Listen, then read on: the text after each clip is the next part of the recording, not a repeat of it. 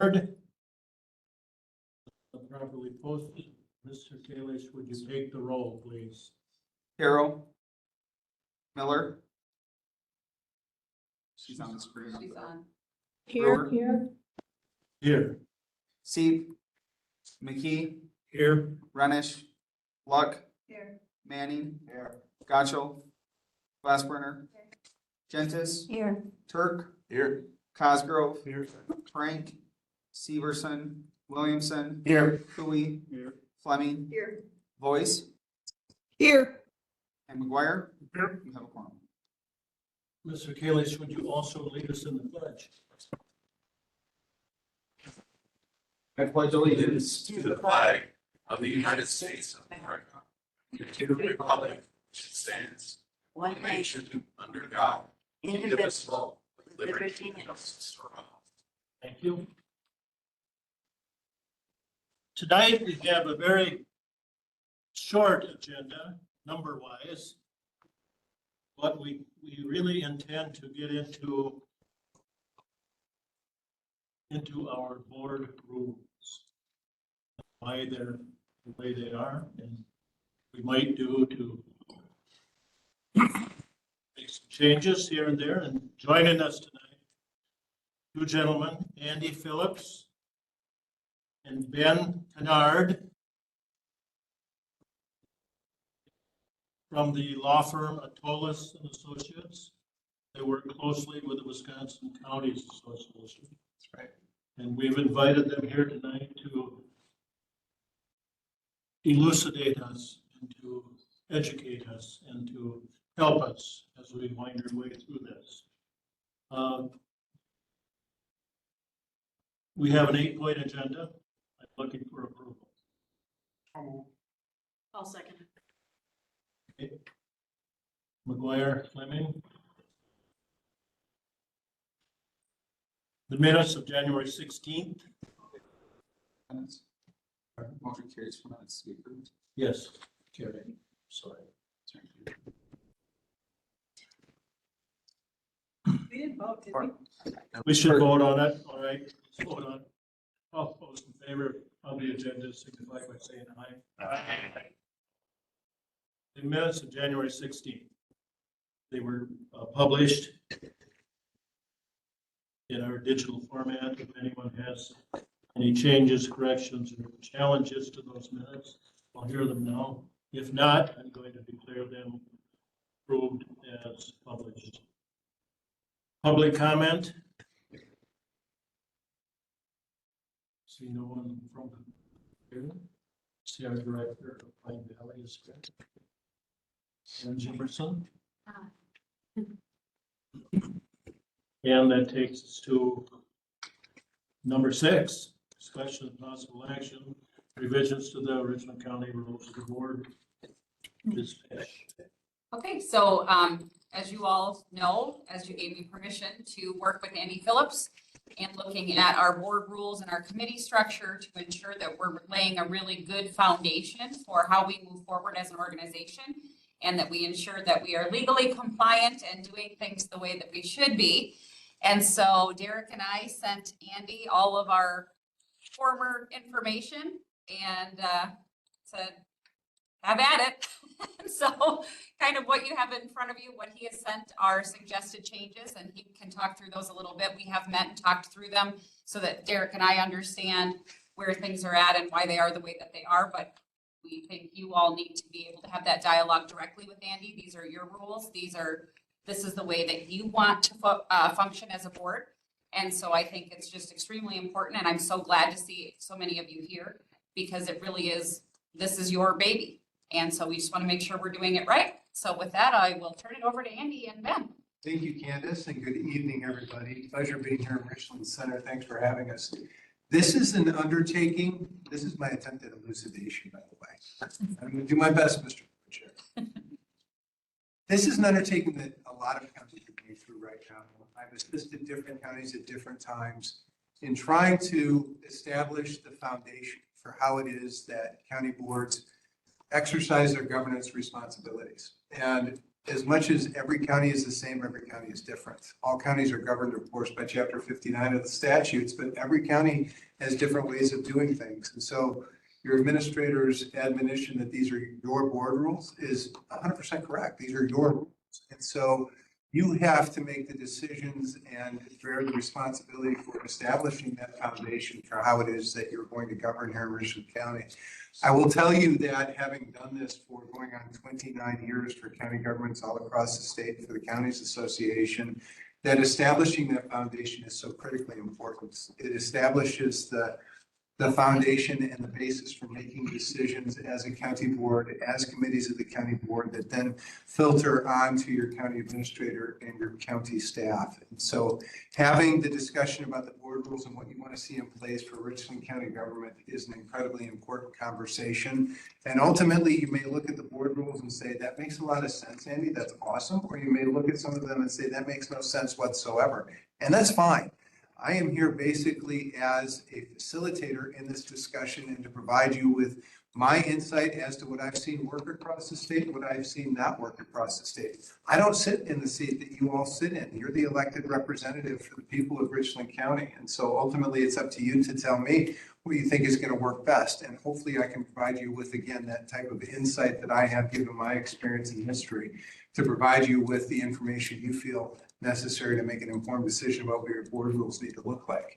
I think before we get into the board rules themselves, I want to provide a very, very shortened version of what we call the roles and responsibilities discussion or training that the Counties Association and I work on all throughout the year, but it's incredibly important usually around springtime of even numbered years, because that's when we have elections. We have new board members that come in, take their seats, and it's an opportunity to have that discussion about the roles within county government.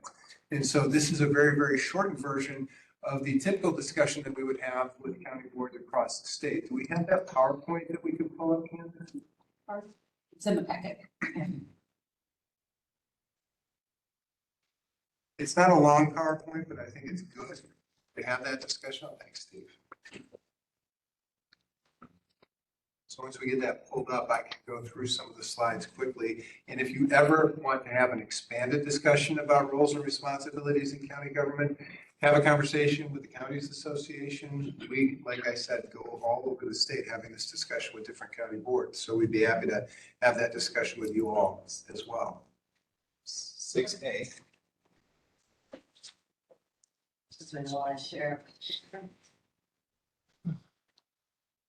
There we go.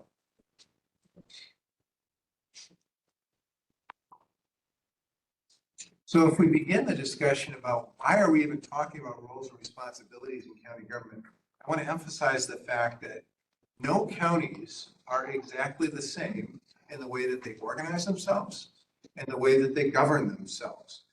And unfortunately, we don't have a comparator to county government, either in the public sector or the private sector. County government structure is unique. And so it's important that we have this discussion because a lot of people come to the table and sit in these seats with preconceived notions about how local government works. Therefore, that's how county government has to work.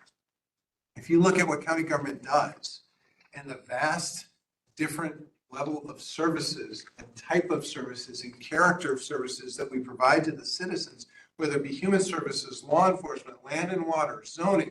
I mean, it is incredibly broad in terms of the spectrum of different services that counties provide. And so it's difficult to understand what counties do. I, for the life of me, can't figure out how somebody newly elected to the county board can sit in this seat for the very first time and make a decision on an issue relating to, for example, human services.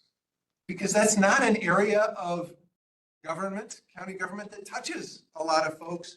But look at the budgetary impact that human services has. Look at how important the services are that are provided by our Human Services Board and the Human Services Department.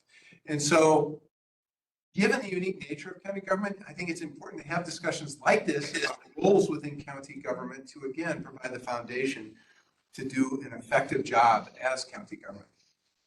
So again, if we look at the Constitution, we have authority under Article 4, Section 22 of the Constitution to organize ourselves. The legislature has given us that authority. But what I want to make sure everybody understands is that unlike municipal, city and village government, we don't have constitutional home rule authority. Wisconsin Constitution says that cities and villages have the ability to organize themselves as they see fit. Here, our Constitution says the legislature gets to dictate the rules for county government. And so the legislature has dictated those rules. That's in chapter 59 of the statutes. If we go on another slide, we see that in 1985, the legislature finally recognized that counties deserve some level of home rule authority. So we don't have constitutional home rule authority. We have what's called administrative or statutory home rule authority. That is captured in 59.03 sub 1 of the statutes. And there it says that subject to any law of statewide concern, we have the ability to do what we want in terms of organizing Richland County government. As I mentioned at the outset, different counties do it different ways. So even though all counties are governed by Chapter 59 of the statutes, there are 72 different ways that county governments operate, and that's okay. It's by virtue of 5903. And so one of the big areas that we have where you have a choice as county government, are we going to be a county executive county, county administrator county, or county administrative coordinator county? You all went through that debate a few years ago and decided we were going to transition from administrative coordinator to administrator. And if we go to the next slide, you can see the trend that has occurred within Wisconsin as it relates to the administrator form. If I'd have shown you a map of Wisconsin back when I first started practicing law in 1995, it would be overwhelmingly blue, meaning that a lot of administrative coordinators around the state. I think as county budgets have grown, as the service delivery model has grown more complex, I think counties have recognized the need for a head of county government at a professional level, that being the county administrator model. And so we've seen a significant switch from administrative coordinator over to administrator. Not a lot of counties have switched to county executive. There have been a couple. There are only 12 executive counties throughout the state. Those are shaded in yellow. And predominantly, for the most part, those are all very populous counties. That model seems to be popular in populous counties. But as it relates to county government statewide, again, you see a transition from administrative coordinator over to administrator. And so when we go to the next slide and say, well, what is the county administrator? They're the chief administrator of the county. They manage all of the administrative and management functions that are not vested by law with other officials. They appoint and supervise department heads subject to board confirmation. They appoint members of boards and commissions subject to board confirmation, and they prepare an annual budget for this board.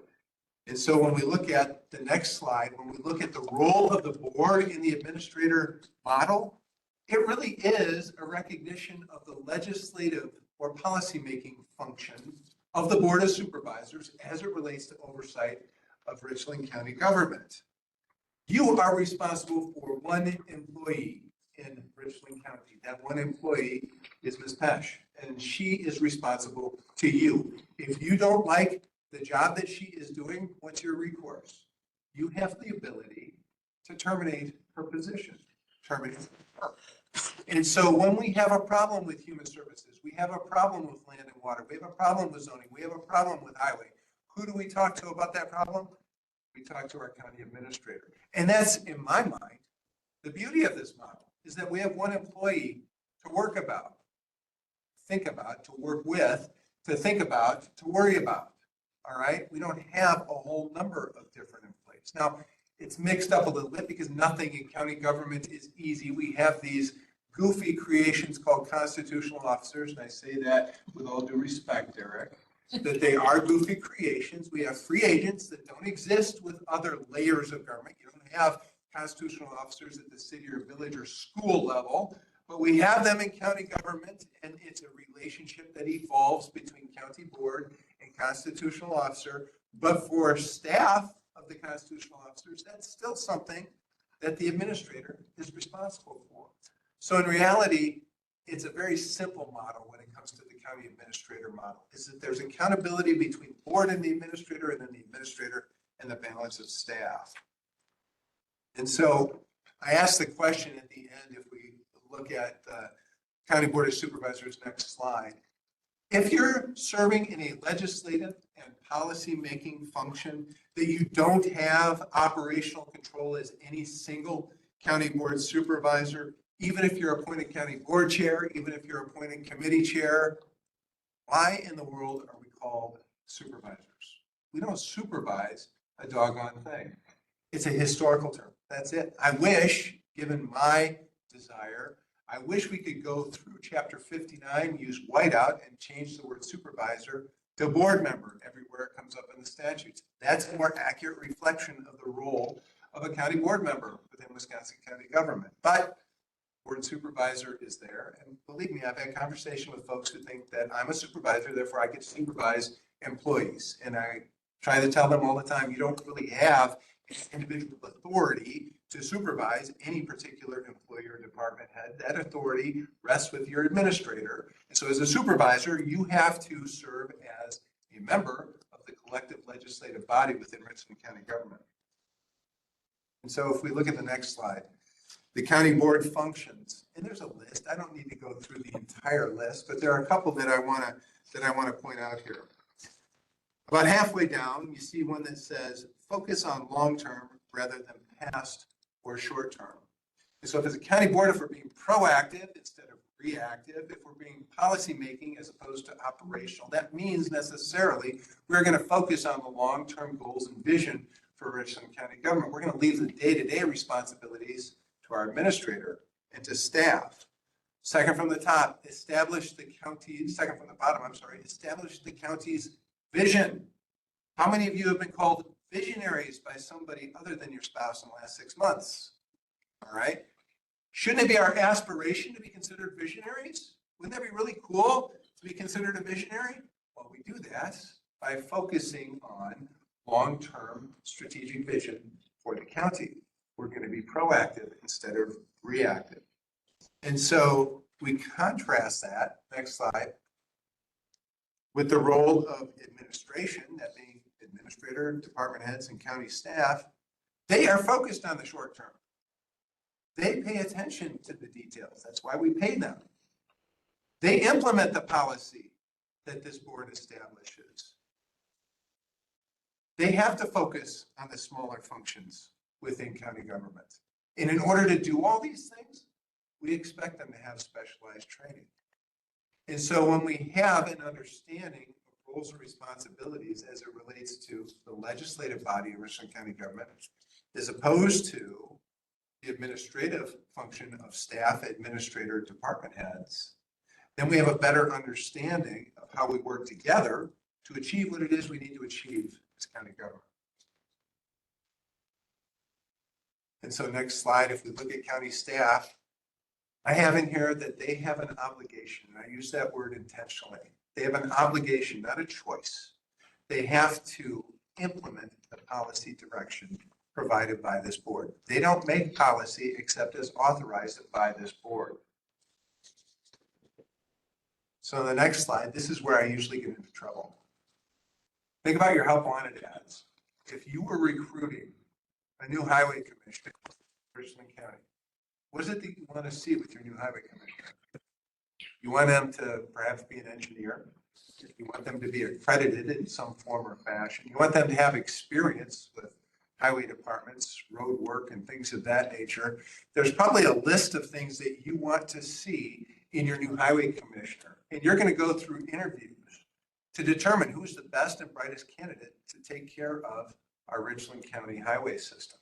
All right? Think about the help wanted ad for county board supervisor. What does it say? You have to be 18.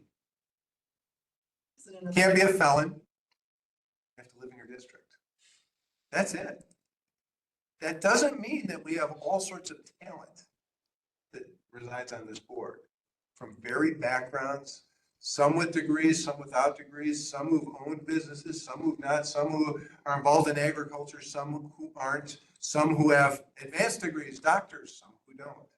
That's all okay, but is that required in order to be on the county board? No. What's important is that you get elected. What does that mean? That means that a majority of the constituents in your district voted for you. And they think that you would do a good job representing them on this board. So your key responsibility is to be a connection between Richland County government and the constituents that you represent. That's the only qualification.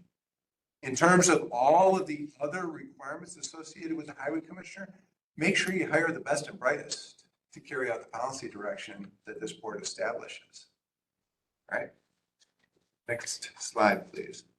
So when I think about the dual roles that exist for the board and for administration, I break it down into two key components for each.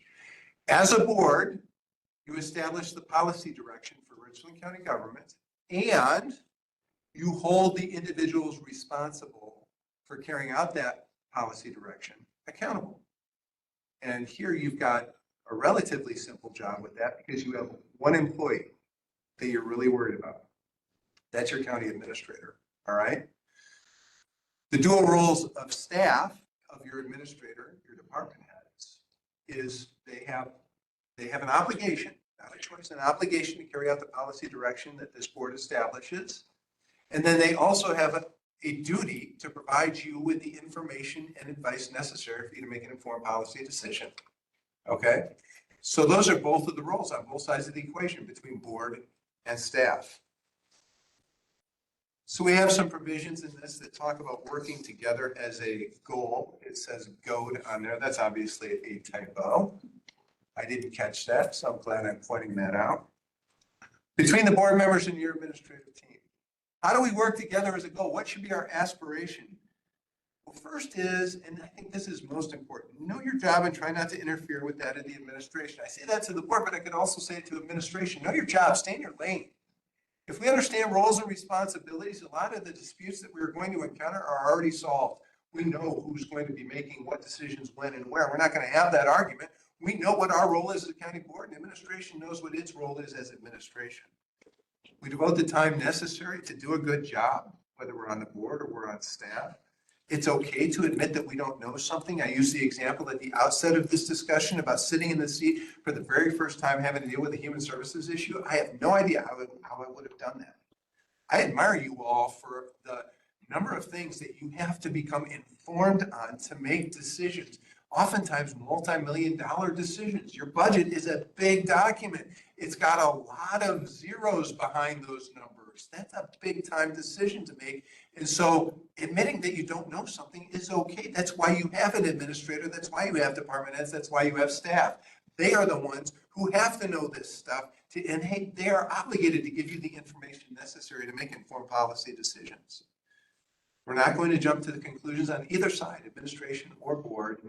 We're not going to jump to conclusions. We're going to hear and weigh all of the evidence based on fact. We're not going to make promises outside board meetings. We're going to conduct the business of Richland County government within the walls of this room right here. And we're going to listen to our constitutional officers. I threw this in as a complete, I'm sucking up to Derek a little bit here. I'm going to admit that. We all, What your constitutional officers and your employees, what they have to say. Because I can't tell you how many times in my travels throughout the state that I hear constitutional officers say to me, whether it be a clerk, a register of deeds, a treasurer, a sheriff, whomever, my county board just doesn't get it. I say, well, have you had a discussion with them about what it is that you do? If you're the clerk, have you opened chapter 59.23 of the statutes and had a discussion about the clerk's responsibilities under the law? Do they understand that? Well, no. We'll have that discussion. And again, it's okay to admit what you don't know, but have that discussion with your constitutional officers, have that discussion with your administrator, and say, what is it that is the expectation you have about the job that you have to get done and the resources needed to do that job well? Okay? So again, this is a very abbreviated form of this discussion. We have a much longer form if you ever want to have a broader discussion. But before we begin with the board rules, any points that we need further clarification on, questions, comments about what we've discussed thus far? I have a question over here. So I'm Ann, I'm the administrator for Pine Valley. And when you were talking about like setting policies, and that's the administrator's kind of job in the board to kind of guide, what consists individual, like, I guess, entity, because of course, Richland County is, broken into different entities. Like, does the rules of like the board like specify, or like, for example, I may have to write a policy for the nursing home that is expected by the state that I have to do. So shouldn't there be like something in, or is there something in the rules that say, well, department heads or like people within those individual like entities within the county can, and the board, they're, and Candace, they've been so supportive, but I just kind of want to know what are the rules in that regard? If you have an entity like a nursing home where you're governed by federal and state law. Well, we don't have a choice. We have to follow federal and state law. And so even if the county board said, I don't think we're going to, we don't have that choice. We have to follow state and federal law. If you remember, there was a slide point that said that administrator and staff only make policy as authorized by the board. I think with Pine Valley, a nursing home, that's a great example where we might have special policies that apply solely to the nursing home, to Pine Valley. And that would be a discussion with the administrator and this board as to what types of policies we're going to authorize to be specific to Pine Valley. Now, I don't want to do that with every county department because we don't want 53 different policy manuals. We want one policy manual that's going to apply to all employees. But am I going to suggest that each and every employee needs to be treated exactly the same as it relates to these policies? No, because there are requirements in Pine Valley that do not apply to a zoning staff member. There are policies that apply to sheriff's deputies that do not apply to Pine Valley staff. And so there will be exceptions, and that's okay. It's just having that understanding of when it is that the department head should be making this policy as opposed to the board, and that's a discussion with your administrator. Yes. What about the committee that oversees, when they have some policy, they would bring it forth to the board, right? Yes, if it is going to be a policy that this board adopts, the committee would utilize its role as assisting in policy development to bring it back to the board. Absolutely. Yes. Pine Valley is a board of trustees. That's Not a chapter 46 board of trustees. Got it. Okay. And that's a little different because again, counties being weird, we have a board of trustees over Pine Valley. We have a human services board under 46.23. We have all sorts of weird creations in statute.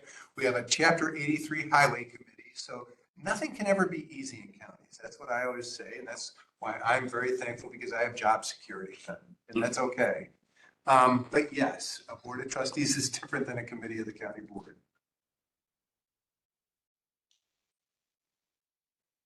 Other questions or comment? Everybody just itching to get to the board rules?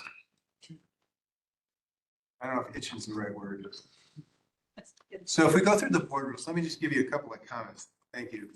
My secretary over here is giving me the paperwork. If we look at the board rules, and I want to tell you conceptually why we did it this way, is that in looking at your board rules and reviewing them, I found them to be mismatched in terms of the order and in terms of just logically, what is the expectation? If I went into a county and said, show me your board rule, I looked at it and I said, there's just parts and pieces all over the place. So my first task was to try to organize them a little bit into what I thought were a better and more coherent way of understanding what it is that the different rules do. After I did that, I, of course, added rules that I thought might be a good idea for you to consider. And then I changed some things that were in your existing board rules. I tried not to change a lot because it's not up to me how your board rules are. We can have a discussion. If they're not working, if they are working, whatever. But I tried not to change an awful lot about the board rules. On the things that I did change, I tried to note where the changes were so you all could have a discussion. Is this a change that we think is a good idea? So that was what we went into this assignment, if you will, in terms of a mindset, but that's what we went in with. And what you have before you is, of course, the draft that contains all of the work that went into the reorganization, the editing, and the supplementation. At the end, you're going to see a whole lot of verbiage from your existing board rules that I did not pull out, but I just can, maybe it's not on this I copy. was gonna say, we didn't get We didn't get that. We didn't get where your comments are on to the board rules. We only got where your comments showed up for the appendices of the. I see. So We this don't is know the what clean, you this just. is the Yep. clean version. That's the clean version. It would have been helpful to actually know what you changed and why. I understand. I get that. And so we don't have the full red line version. It's not, the changes that are in there, if I would have produced a true red line version, it would have been unreadable. So I think we were trying to make it a little easier. Well, even just the comments would have been helpful, like what's in the committee structure document. And so if we think about what's at the end in terms of those comment bubbles and everything, it has to do a lot with policies that I thought belong in a separate document. For example, a procurement policy where we're going to give authority to a particular committee to approve certain expenditures without board approval. That belongs, in my mind, in a procurement policy, not necessarily a board rule. You may disagree and say it needs to be in our board rules. That's fine. We can put it back in. Just, again, from my understanding what board rules do, which deal with governance, those types of decisions probably best belong into a separate procurement policy. And as we're going through here, we can certainly have discussion about the different elements, but perhaps it makes more sense for me to walk through what these rules do. And you can tell me good idea, bad idea, indifferent idea, and that's fine. If we start with the whole section 1 purpose and definitions, it's very, very broad. And I tried to capture what it is that we're trying to do with these board rules, again, in terms of establishing the governance foundation. Section 2 is when we get into a little bit of the meat, if you will, of the board rules. County board organization, county board meetings, separated into 4 categories of meeting. We have the organizational meeting in even numbered years. We have the annual meeting, which is required by statute. We have a schedule for regular meetings. And then we have the ability to call special meetings. The one that's important, at least in my mind, is you all can establish the calendar for your regular meetings, but for special meetings, the statutes have one mechanism to call a special meeting of the board. And that's if a majority of the supervisors sign a petition calling a special board meeting. That's really, really tough to do. And sometimes special meetings are necessary. And so I put a provision that said the county board chair has the ability to call a special board meeting. You may say, I don't want to give that authority to the chair. That's not what we want. So I would change that in this rule. But again, based on my experience, I think from time to time, giving the board chair the authority to call a special meeting of the county board is an important provision to have in the board rules, allowing the chair to do that. Any questions on that section 2.01 or comment? 2.01, yeah. Yes. Looking at Chairman, 2.0. your comment? Yes.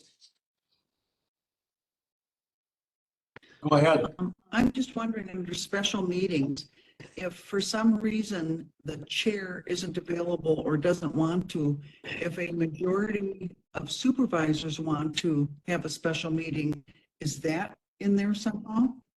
It is, it's not spelled out, but the reference to 59.11 sub 2 of the statutes is the mechanism for a majority of supervisors to call a meeting. I'm sorry, you're cutting out. It's in the reference to 59.11 sub 2. That's the statute that allows a majority of supervisors to call a special meeting. And how can they do that if they're not supposed to communicate with each other? That's an exception to the open meetings law. If you're just getting together to set a meeting date, that's not an open meetings law issue.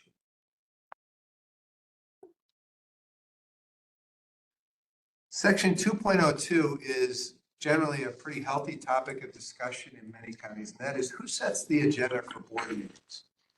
And so what we have in 2.02A is that the board chair, in consultation with the clerk and the county administrator, is responsible for setting the agenda for any meeting other than the statutory special meeting called by the majority of supervisors. I don't know what your historical practice has been in Richland County as to who sets the agenda, but I found it to be problematic where the board rules are silent on who sets the agenda. because the statutes aren't exactly clear on who sets the agenda. We know under the open meetings law, it's the board chair who's responsible for posting notice of the meeting, but there's nothing that says, here's how an item gets on the agenda. So we have a provision that says the board chair sets the agenda. We also have a provision in sub C that says if there's a member of the board that wants an item on the agenda, they can either request that the board chair put it on the agenda, or they can make a motion at a current meeting to say at the next meeting, here's what I want on the agenda. And if that motion passes, it's on the agenda for the next meeting. Okay? So it's the board chair responsible for preparing the agenda. It's the clerk responsible for posting notice according to the open meetings law. If you want something on the agenda, you talk to the board chair, or if the board chair says, I'm not putting that on the agenda, you have the ability to make a motion at a meeting that it be placed on the agenda for the next meeting. And Then in sub E, we have the process for distributing the agenda and the meeting packet. In this circumstance, I know that Derek reviewed the information in sub E, and I think we've got it correct. At 1:00 p.m. on the Friday immediately before the meeting, we have to get everything in for the meeting next week. And then we're going to deliver that packet, so to speak, at least 48 hours in advance of the meeting. There's always the ability to have an exception. And then we also have that the packets are delivered electronically. If you want them in paper form, it's going to cost $10 per meeting. Different counties have done it different ways to try to encourage. I heard you earlier and I was waiting for you to say something. Yeah. I get it. And so, yeah, again, these are your rules. You should make your motion to eliminate that $10 fee immediately, by the way. See if you got support on the board floor. Different counties do it different ways. I think the point is that with the devices that I understand are provided to you as supervisors, that this is an easy way to get information out to you all. Some of you all. I paid $12 for parking here for 2 meetings, and now I got paid $10 for damn topic. We'll end up owing us. There goes my 50. Again, different counties do it different ways.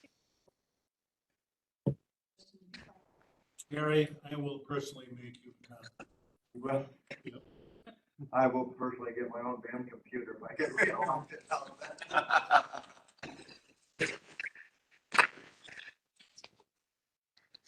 Before we move on to 2.03, any questions or comments on 2.02? Actually, Mr. Chair, I actually think it's good to encourage the electronic because I can't tell you how frustrated I get when people don't read because they don't use their iPads and all the materials there. So I think it's a good change. I mean, the price is a little steep, but The $10 you're with? Yeah. Really? per meeting, per packet, you're on 5 committees, $50 a month. I mean, I obviously have no argument. Go on. County email addresses. Do you all get issued email addresses when you're elected? And so all county business ought to be conducted through those email addresses. That's very important from a compliance perspective because we want to ensure that if we get a records request in for all emails sent or received relating to this topic, we have the ability to search our IT system as opposed to asking each individual board member, hey, can you send me everything on your Gmail account related to this topic? That's like herding cats. I'm dealing with that right now on a situation, and I should be thankful because they're paying me a lot of money to help with this process. But it's unnecessary if all of the information is contained in county email addresses. So let's use them. Yes. It's actually for Ms. Pash. Where do we find, I'm having trouble locating the most recent copy that we had updated other rules of the board in my packet or in my iPad. Because right now we're going over his Under Admin docs. well, and that's where I'm at, but which packet is it in? I'm sorry. I'm No, sorry. you're good. I'll help you out. Let me go to that folder so I can see one. Barb, you want to just put it in our folder? What's in there? We had to re-up it, remember, because we found out that the version was incorrect. Wait, it's in the folder for this meeting? No, it's in your admin docs. It's under, Yep. you go out of 2024. Is the one that Derek sent us not the current Right, one? I'm out of 2024. I'm in the admin documents. Yeah, me too. One thing, my iPad's been acting weird The whole Pending. pending too. I'm reading the one Derek sent us. The version I sent you was. Is the his one we're version. reviewing right now. Okay, that's what I want to make sure. Yes, I just want to compare the two and Yeah. I'm like, I can't. This one, M&X committee. And I would really encourage you to go back and do that comparison, because again, my intent was not to make a wholesale change to things, but to clarify, and other than the $10 fee, of course. But to clarify, and if you see something that you really like in your current board rules and you don't see it here, please tell me, okay? Because there's a lot of reorganization that happened with these rules that you have in front of you. So I'd really, really encourage you to go back and take a look at those old board rules. In section 2.04, this gets into the discussion that we will have about committee structure within the county as well. It was confusing as heck to me to try to figure out your committee structure. And I say that respectfully because I know that you are not the only county that I am confused by in trying to figure out committee structure. And so what I attempted to do here was to simplify this and say we've got things called standing committees, we've got ad hoc or temporary committees, we've got other boards and commissions that are required by law, and that's it. We've got those three categories, okay? And if we have a committee identified, it's going to fall into one of those three categories. And it's according to those three categories that we establish the rules, if you will, as it relates to both appointment to those boards and commissions or committees, and also how long they last. I say how long they last because standing committees exist in perpetuity until we take official action disposing of those committees. But ad hoc or temporary committees, I want them to come off the books as soon as their purpose is done. If we're studying the Y2K bug problem, that comes off the books in 2001. Y2K is done, okay? I have seen so many counties struggle with having committee lists that go on and on and on because there are still committees listed there that were created 10 years ago that don't serve a purpose. And so I would really encourage you to take a look at committee structure and say, what are our standing committees? What are our ad hoc or special committees? What are our required statutory boards and commissions? And that's it, okay? In 2.04 sub D, we have committee expenditure authority. This gets back to the discussion that I had earlier about procurement policy. If we want to have committee expenditure authority in a document, let's put it in Appendix A, which is our committee structure document. If we want to take that and move it into a procurement policy, let's move it into a procurement policy, and then we can reference the procurement policy in these board rules. I think that's fine. The whole goal of that, of course, is to make it so that if we reference a separate policy in these board rules, if we ever want to change that procurement policy, we change the policy without having to reopen all of the board rules. It makes it a bit easier. So again, it's to streamline the process.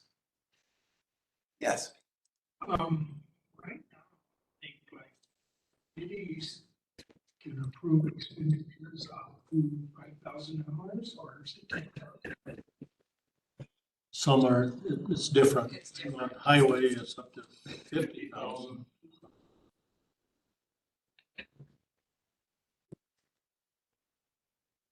Again, we have, I'm sure, a very vigorous debate about the county budget every fall. And we establish that budget, and that budget contains line items that relate to how much money we're going to spend in the next year in relation to a particular task or department or account. If we adopt that budget, we are providing the public and everybody with notice that we approve the expenditure levels contained within that budget. The only thing the committee ought to be doing is making sure that whatever we are spending the money on is consistent with our procurement policy. Are we required to competitively bid? Did we competitively bid? Are we required to solicit 3 or more quotes for this particular item or service? Did we do that? That's what the committee ought to be focusing its efforts on, frankly. And so if we decide that we're going to have a separate procurement policy and we are going to grant authority to committees as it relates to that policy, We ought to be thinking about what does that policy look like and what's really important to us as a board and as a committee to make sure that we have a handle on it, so to speak. Just some food for thought as we go through the discussion. Appointments and removals to committees and other boards and commissions, that's section 2.05. And this, again, this is a topic that comes up quite often within different counties. How are committees appointed? Who appoints them? Who gets to remove those committee members? How are committee chairs appointed? Who gets to remove the committee chairs? And so section 2.05 of these rules goes through that process. And the way we have it set up right now, at the first regular meeting of the county board following the organizational meeting that happens every 2 years, the board chair appoints members of the committees. In making those appointments, the board chair has to look at the assignment preferences contained within the sheet that you all submit after the election. At the time of making the appointments to committees, the board chair designates a chair and vice chair of each committee, which designations are subject to board confirmation. So the entire board gets a say in this as it relates to the board's assignment of the board chair and vice chair. Yes. Okay, this is my total thing that I'm totally against. And that's Has fine. nothing to do with the chair, but I'm not saying that our previous way of the committee and committees was the perfect way, but this is totally not democratic. It was done for efficiency. We're not in a dictatorship here. We're in where the county board should be making their decisions together. And this is the most important decision of who's going to be on the committees and who's going to chair the committees. And the committee itself should make that thing. And I totally disagree with you that the board chair should get rid of anybody at their whim and also should be appointed. And then you say, well, the board has to approve it. Do you know how complicated that would be at a county board meeting to say, oh, I don't like this one on this committee or that one on that committee? That we should appoint county board members or somehow, if there's another system, I'd like to know what it is. If I Another could system of, back onto that, I think the way that you have on A for the appointments, I know that that is in line with what we had established at our last reorganization. However, B, we had specifically changed that to have, once the committee had appointment of members per the board chair, then those committees elected their own vice chair and chair. So I guess I'm wondering, what was your reason for changing that? basically the statute 59.12, as it relates to the powers of the board chair, grants that board chair the authority to do that in the absence of a board. So when I tell you these are your rules, this isn't my decision on what I think you have to do. This is what I have seen work in other counties. And if you say that doesn't work in Richland County, I'm not offended and I'm okay with that.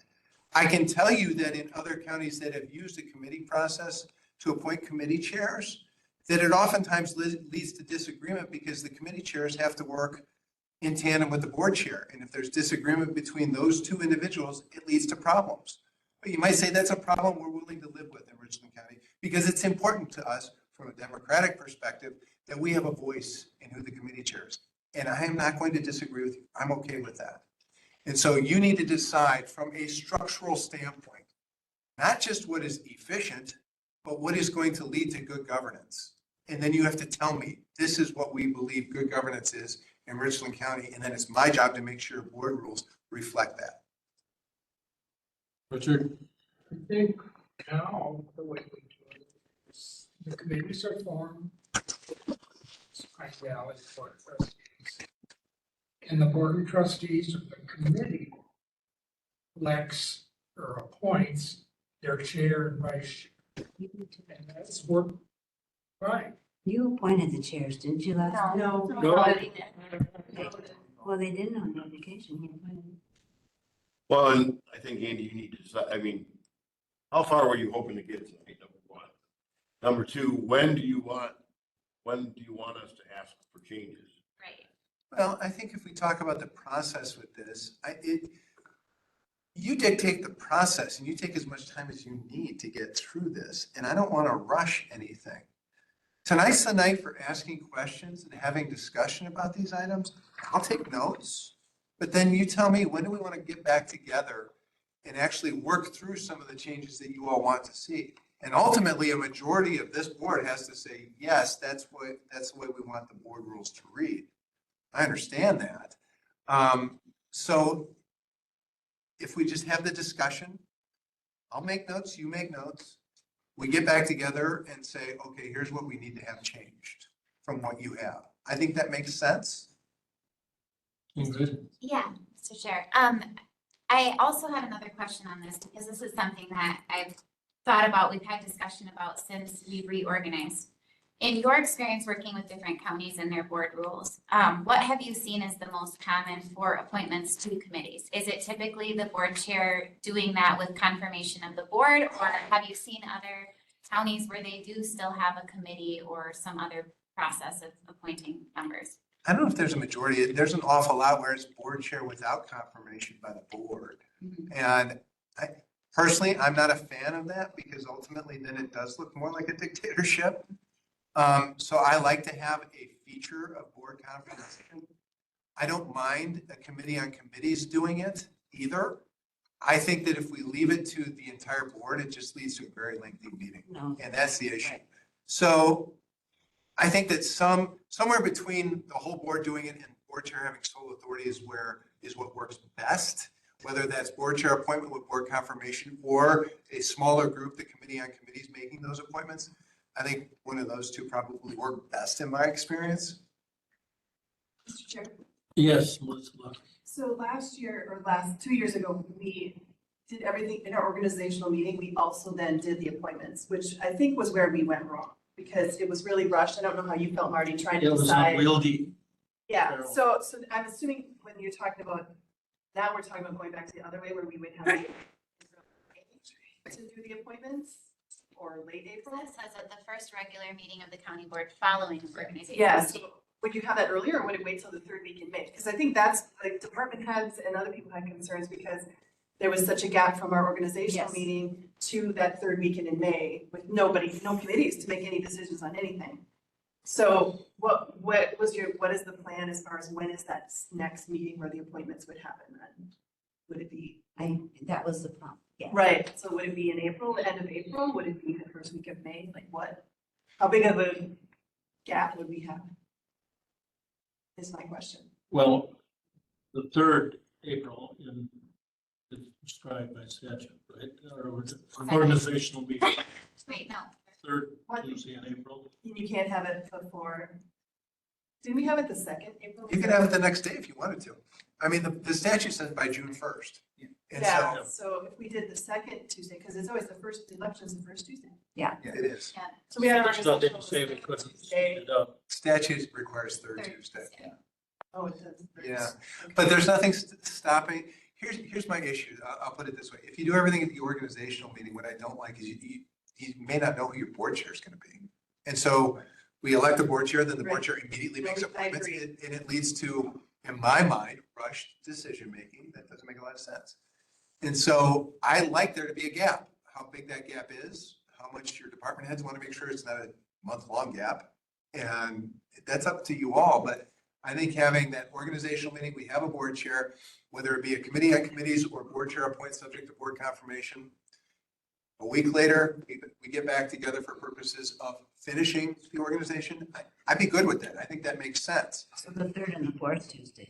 Well, I mean, it's, Part of that discussion is if we do reorganize when committees meet. Because I know there had been some discussion of changing when committees meet, because that's going to play into it. Right now, currently, there are committees that meet the first week of the month. So if we waited for the second week in May, then we run into, we miss several committee meetings. Safety. So you did the 3rd and 4th of April, the 3rd. Yeah, you'd either need to do the end of April or we Yeah. have to look at where we're putting our meetings. So I don't know if that discussion needs to come later. But the point was brought up, we actually, I think, had an interim period of non-governance because we didn't have committees in place. Right. Previously. Yeah, our last go around. No, the last one, Last we're on yeah, the night of and we. Yeah. Right away. yeah. Then It was prior to that. Prior to that, we didn't. We had gaps. Period of non-governance. And so we did it the night of, and You know, I agree that doing it in 2 meetings makes more Well, sense. That would have made it But one better. of the problems with that was that we had each committee then elect their chair, Oh, yeah, vice that's president. right. But then also then to choose a member of the committee to serve on the super committees. Yes, Right.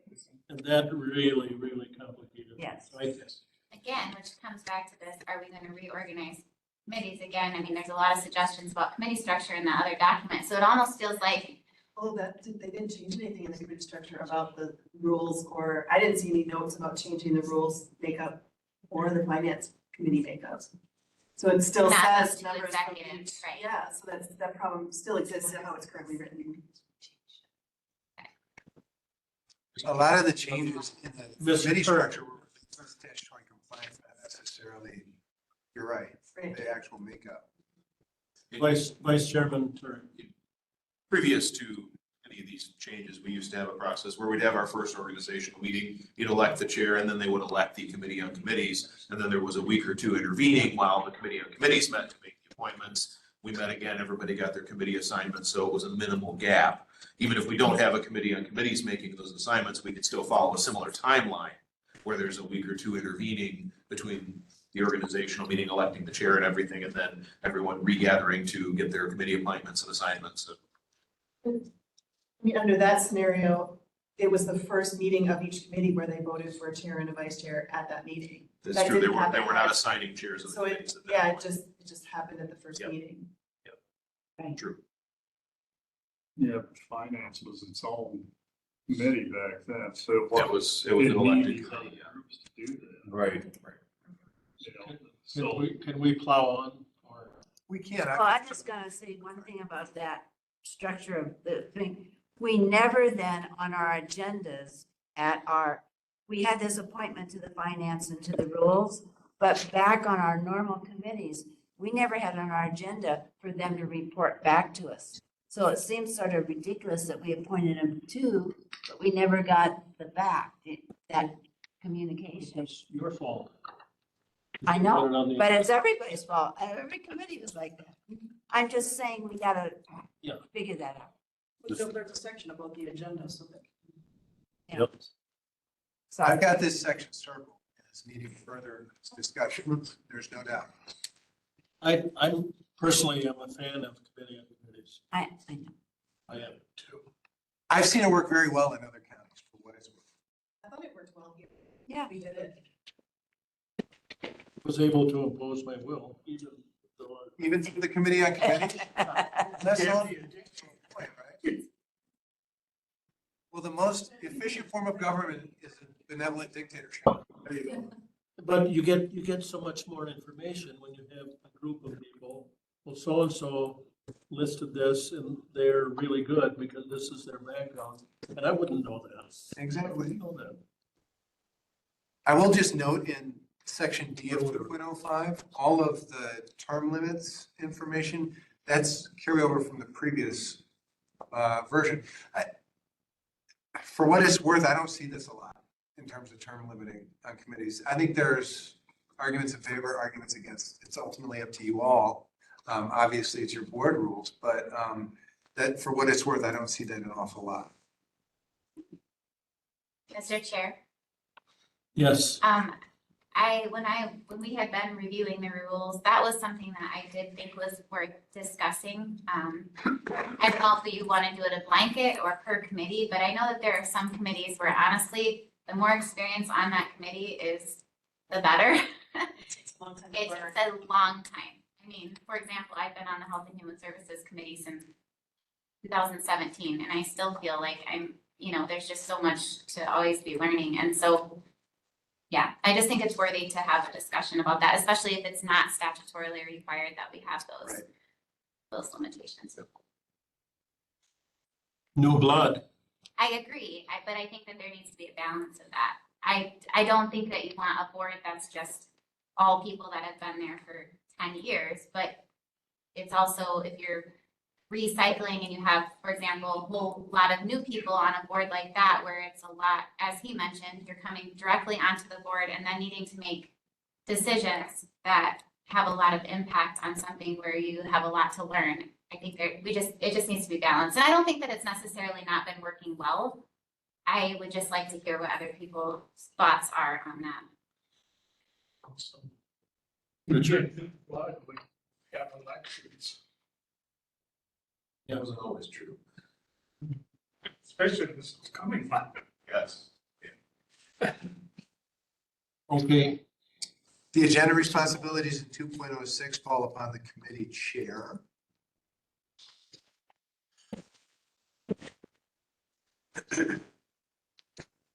Compensation in 2.07.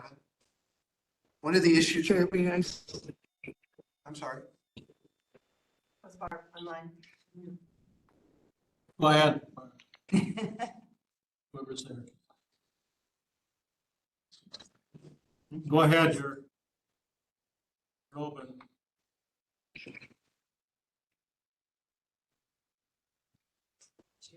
Oh, she said chair. Oh, The compensation numbers didn't change. I think we tweaked a little bit to clarify about what qualifies for the per diem and so on. Again, the intent was not to change the numbers. What did change is process as it relates to sub F.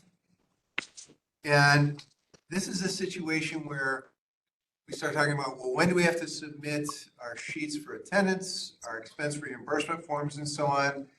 Conversation with your clerk, he said, boy, it'd be really nice to have a process. I said, I get it. I understand it.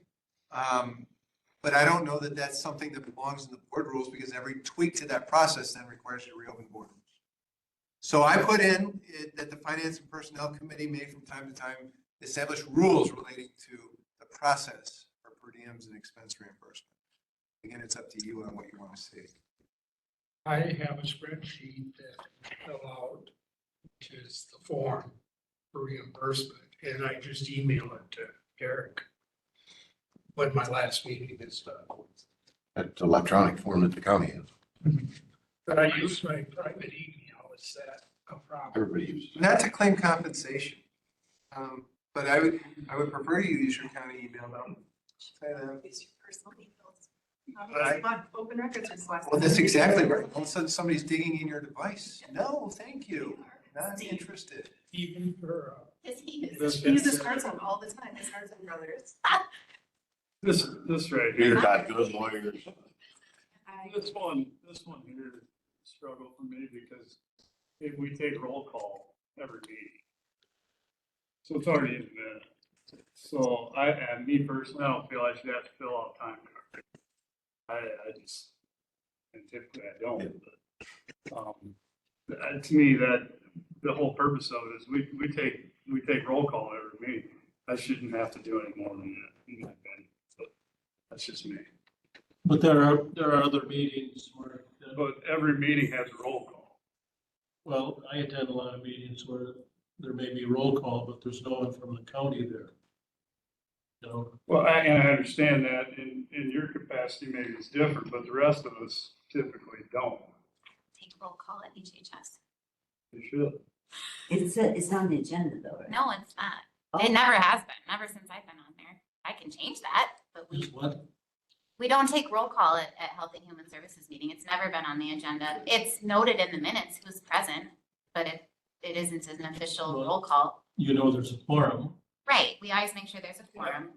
That's roll call. That's a roll call. That's just my opinion. I'll be down again. Section 2.8 meeting minutes. The changes. Yeah, these. That's why we're here. Discuss. What? That's why we're here. Yeah. 2.08 meeting minutes, the changes in this section reflect the responsibilities for the county clerk under 59.23.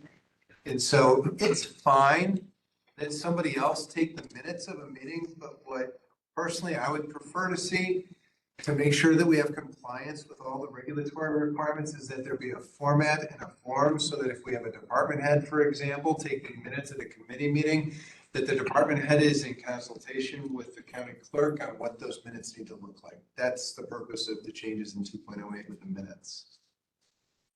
Can I ask another question, Go Mr. ahead. Chair? Sorry, this goes back to that previous one. I do just want to hear from you, Derek, on that procedure with the form relating to what Mark says. How, would it be just as easy to be getting that from meeting minutes? How is the compliance? Like, how does it help you or not? All right, so just Andy, are you familiar, do you know how other counties handle claim reimbursements for per diems? Is it something that automatically happens? Do you know? I They don't usually think. have to verify their attendance at certain meetings, and sometimes it's prepared by staff, sometimes prepared by board. Okay, so the practice that was in place when I came here was for every meeting, there was a half a sheet of paper that was sat down at everything. And that's fine if the clerk was at every single meeting, but the clerk's not always at every one of these committee meetings. So then I would end up with half sheets of paper here, there, and sometimes they come in 4 months later, or some things they'd be turned in right away. So we came up with the electronic form that was fillable as Excel or PDF for you all to have on your devices. So you could essentially keep track of your attendance and then turn that in, whether that was for a request for payment or request for your attendance. Now, if you'd like me to go through each one of your attendances every month, you'll have to tell me what meetings you go to. I mean, it's a lot for one person to go through 22 of you, 21 of you, and keep track of your attendance and then determine, okay, do you want paid or not? Because you'll recall some of you do take per diem and some of you don't. So the point of that form was really just to solidify attendance and have that all in one spot to create the efficiencies of, having that information available instead of combing through minutes, because you'll also recall we didn't move into the digital age of things until like 2021. So everything was in paper before it was available like this. So that was the point of those forms, was to streamline all of the attendance process tracking and then to pay per diems as well for those of you that request per diems. I think it works beautifully. I'd like to. Mr. Chair. Several of my committees in mind, they list in the minutes who was in attendance. And that is something that I started to add roll call to those, because now with everything being virtual, it's hard to catch people sometimes too. So I'm looking at the screen and seeing who's in, who's out, because sometimes you all even come back. So. Mr. Chair. Yes. The other thing I guess I worry about, Mandy, maybe you can weigh in on this, but typically in order to pay someone, we need to have them attesting to something. An employee has to do a time card. They have to attest that these are the hours that they worked or the hours that they took off. And if we don't have that form where an individual has attested, are we opening ourselves up to some liability on that front as well? I think it's an evidentiary issue, meaning that you just want evidence of somebody attending a meeting. And is it okay that we are relying upon the official record? Okay. Yes. Does it open up a question as to whether the individual is making claim for that payment when they actually weren't there? The minutes were just erroneous? Yeah, it does. It's whatever system works best. I will throw this out here as something you could do. You could go to straight salary system for every county board supervisor if that's what you wanted to do. You're self-organized as a county. You could say, you know what, we're done. $6,000 a year, that's what you get. Oh, I second. Yeah. Can we go right now? Paperwork. There you go. Mr. Coy. Hate to stir the pot and leave, but I got a basketball game. Well, thanks for coming for. So. We'll mark you here though. Let us to officially. That's bad, I didn't pull it out anyway. Good luck. Who they playing tonight? I'm going to Richard next.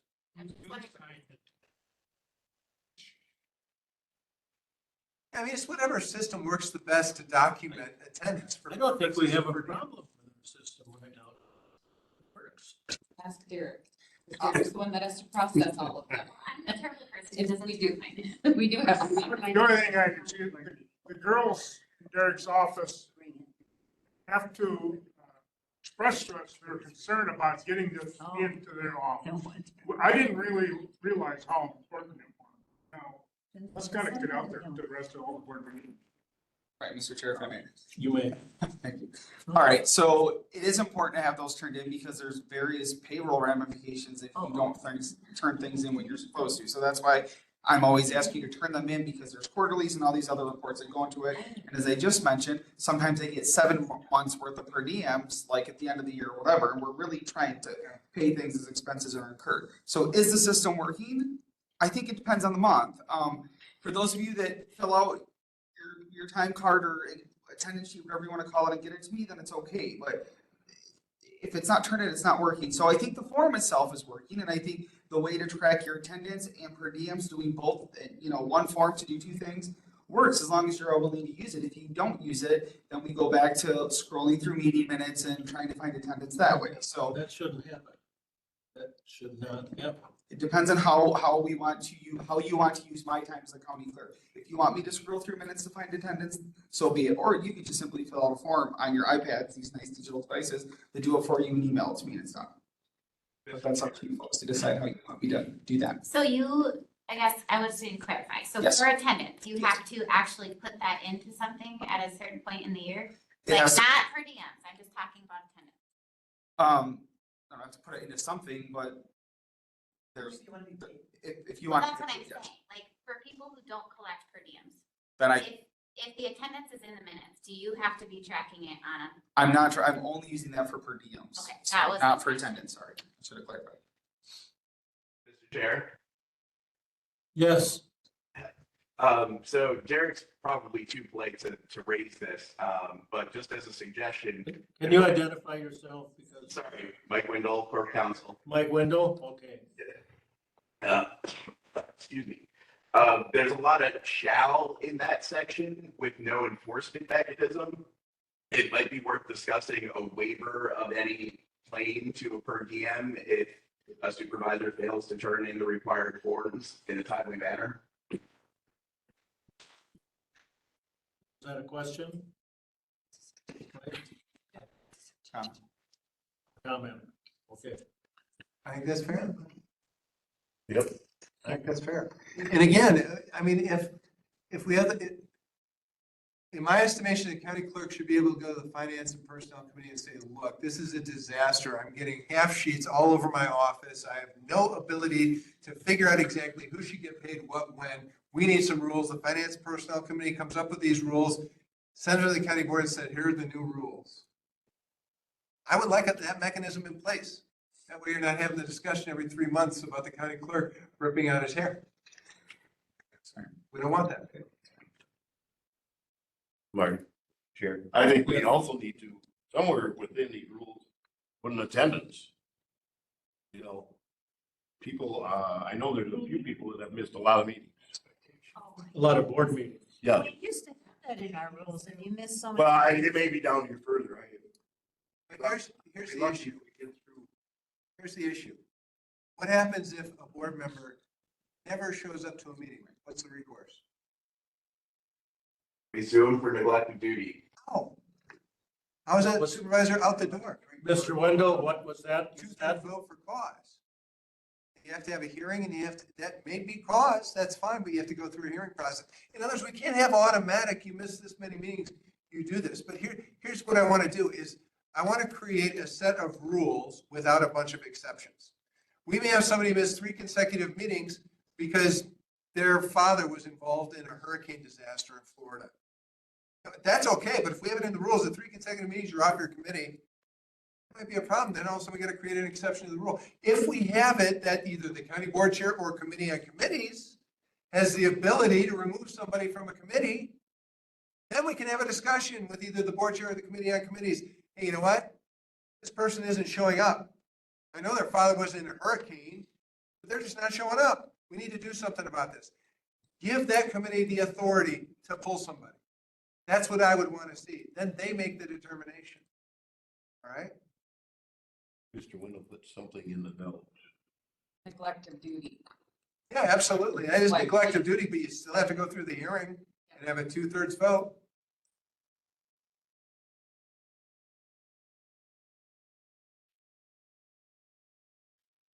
Okay, we need to address that. Interest forms, that's, I mean, I tried to, again, clarify what those interest forms look like with new supervisors. 2.11 is brand new. Like I said before, you all went through a very big conceptual shift in Richland County a few years back when you transitioned to the administrator form of government. I took a look at your administrator job description. It's very well done. I assume that you came up with that when you decided to move to administrator. And so 2.11 is recognition of the role of the board and the role of the administrator and recognition of the administrator's job and responsibility. Nothing more, nothing less. But I do think it deserves to be a part of the foundational document here with the board rules. Vacancies in the office of county board member. I was involved in the analysis when you had a vacancy recently on the county board. And to me, it was a bit confusing how the county board rules worked because they were, at least in my estimation, inconsistent with state statute. So rather than trying to recreate state statute in the board rules, I just have a provision that says, look at this section of the statutes. When we determine if something is vacant, here's how we fill it. When we fill it, however, we may want to go through a process of determining qualifications, and that's okay to define the process for determining qualifications. That's why in 2.12 sub B, we have provisions that relate to submission of, publishing notice of a vacancy and then submission of information for applicants that want to be on the county board. And then we have a process for allowing people to apply, be interviewed, and so on. We have the ability in statute to call for a special election.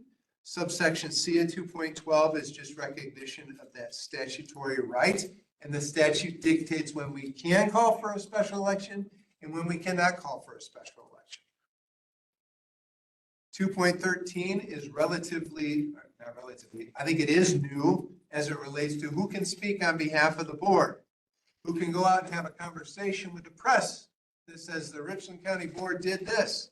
That's your board chair authorized to make an official statement consistent with any directive provided by the board. No other board member cannot say anything that is an official position of the county board without county board authority to do so. And that's section 2. Any other comments before we move on to section 3? I have a comment. We have goodies, eats back there. And they're not getting any warmer. That it's colder. Do we want to break and grab food? Let's do this. Please do, before we move on to section 3. I'm hungry. Okay. I only went because Ms. Pesh told me I could, so I'm sorry, Mr. Chair. I don't know if that's in the board. Pesh has that. Yep. Cheesy potatoes. Cheesy what? Potatoes. Ours is a They legislative. may need to be heated up. I don't know if they're still gonna be warm. They're pretty warm. Okay, good. That's pulled chicken. So. And that's all by the hand of Administrator Patch. All this food. Take it off, you got that game? I got kids to pick up. Yeah.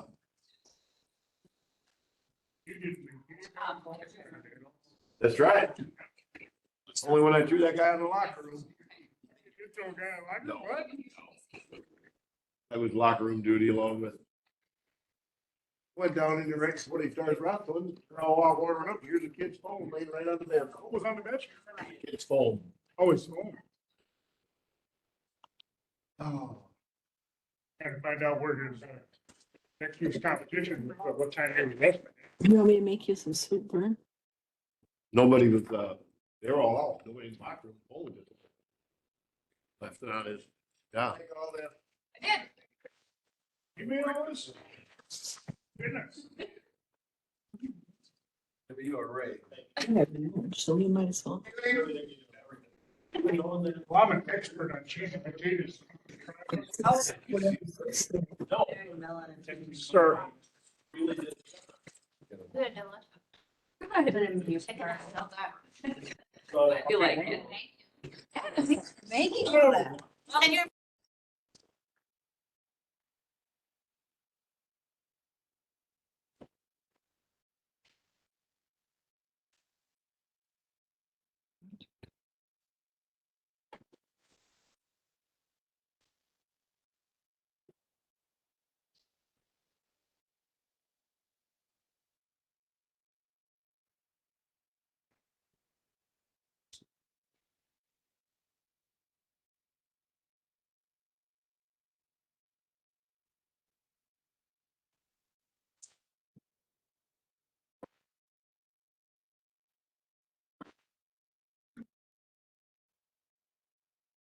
Yeah.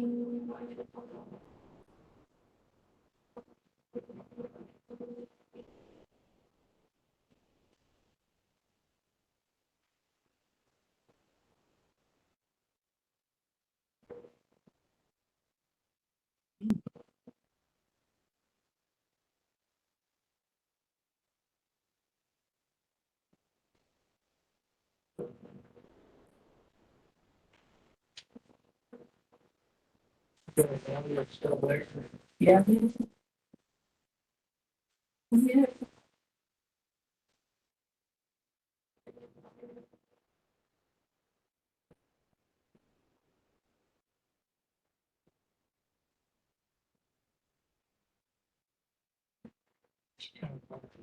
To talk about for going with them there. He didn't, we are having some trouble with people apparently.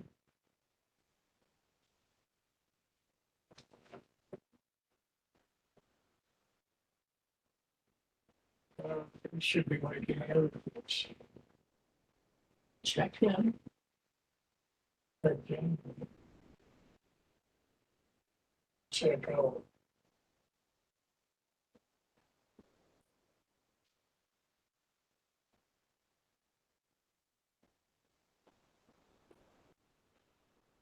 And certainly things are good.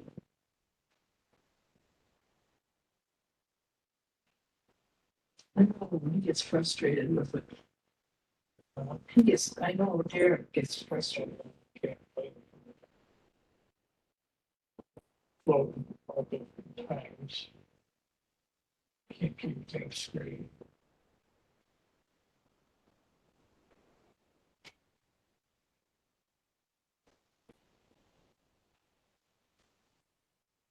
So the place is getting paid by the week or 2 weeks. It's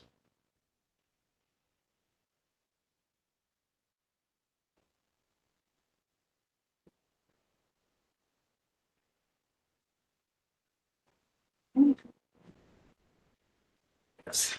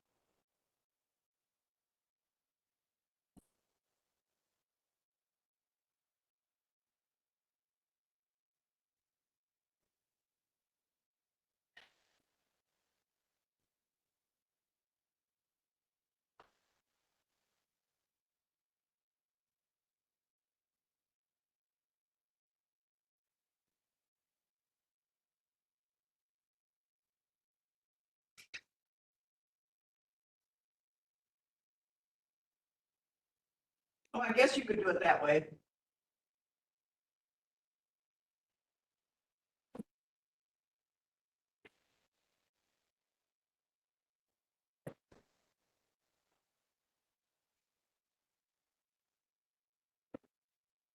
Are they back?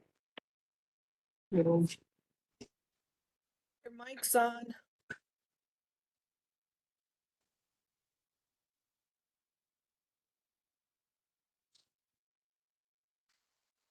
Your mic's on, Mary. I'm trying to turn it off here. I can't. So what did you make Vern for dinner? Oh, Joanne. Yeah. Oh, He's having soup and a sandwich. oh. I think Mr. Rennie has a question. Our remote members do not get the food. They don't. Yeah, because that was one of the questions that were brought up, who's responsible for plumbing? Remember that, Richard? He probably don't remember. No. Make sure it's on the agenda for Monday. Yeah. And I should have, in my business. Good, good. You just had a birthday on Thursday, too. What? Yeah. Powdered seasoning and sauce. That is nice. Did you see Connie down at Walmart? Just talked to you and I talked to her. She says, oh, I'm at Walmart. Well, I was just on my way out. You called, so wasn't there too long.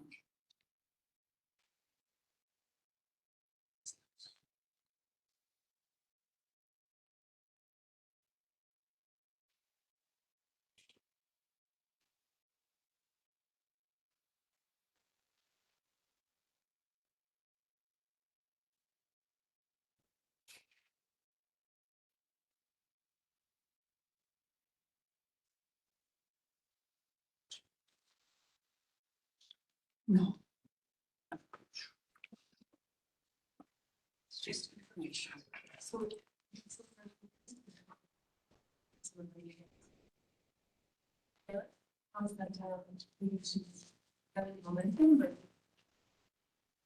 I have no idea. Whatever brought you to Wisconsin. My parents were originally from there. I didn't- And so, well, my dad, Rockford, Illinois, Mhm. my mom, South Central States. And so, they wanted me to come back up here for school. They were moving back up here. So, but I was only in Texas for 1.5 years.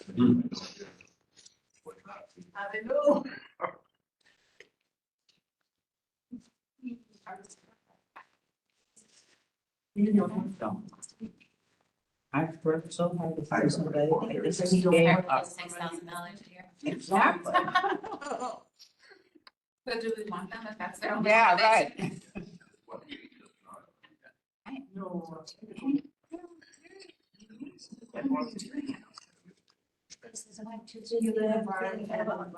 will tell you, my kids ask me to stop. I can understand that. They don't love all the meetings. Right. How many open seats do we have that don't have anyone running? Four.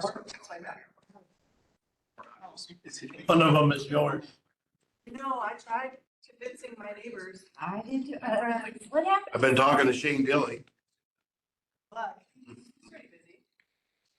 Yeah, but one of the boys is home with him. Told her to get my old cows down there. Yeah. So that would be a good idea. Can we write that into the board, the rules? What, that Candace has to provide dinner every board meeting? Ooh. No. You Well, that would have to go with. You have to find your own replacement. You can't, yeah, you have to find your own replacement or you I have to run. had coffee with 5 people. Leave the board, definitely. I like that.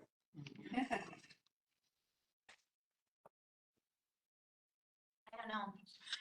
You can't even do that with a business, right? Like, I mean, somebody quits, they quit. Yeah.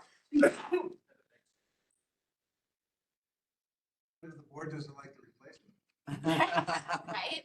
that's the issue. We like them all. I was gonna say that.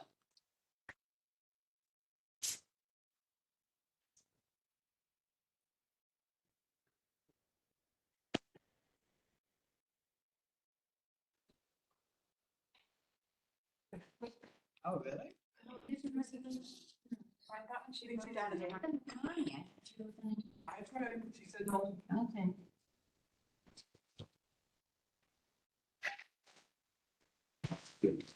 Sunday night.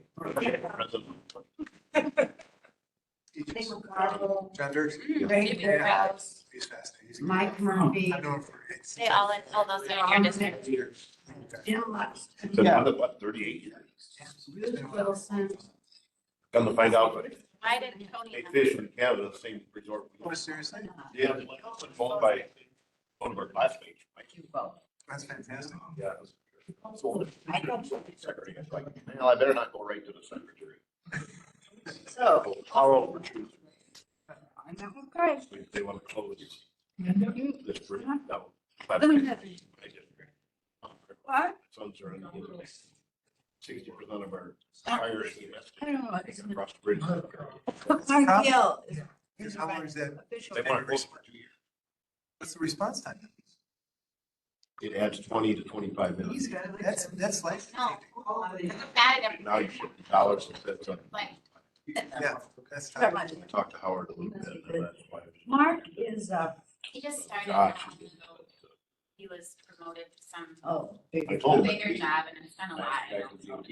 How do they get their voice? Covered Bridge Garden. It was one out. Covered Bridge Garden, where they are the farmers are. You February know 26th. Robert Dutcher. Who's the guy who's? She was partially of the bridge, and actually they were a couple. Oh, that, the guy that's writing? Oh, I didn't know that. Then I seen. Yeah, they are. And I mean, that's. Yeah. They The go. problem is there's Huh? two bridges from one island to another. There's a house, cabin on one island and there's private there. So. It's another accident on the bridge. Was that your fault? Look at our thing.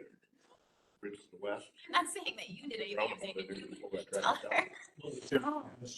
Yeah, that's the very first, like, settlements, cabin. Do you have someone in that district writing? Changes to make. Where is she? I wonder. Have a chance for What an opportunity. Built in place. Julie splits, you know, this. Josh said, They talked to Ben Nelson, we just, is the county clerk, or township clerk. if people don't speak up, They won't do anything. No, like in here. talking about Barb, she talked to Ben Nelson about finding someone for her spot. Yeah. Did they find anybody that was? I don't Already think wrote so. That's the beauty of this. I'm not gonna make very big. And once that decision is made. Oh, yeah. Actually. Oh. That's a hard line.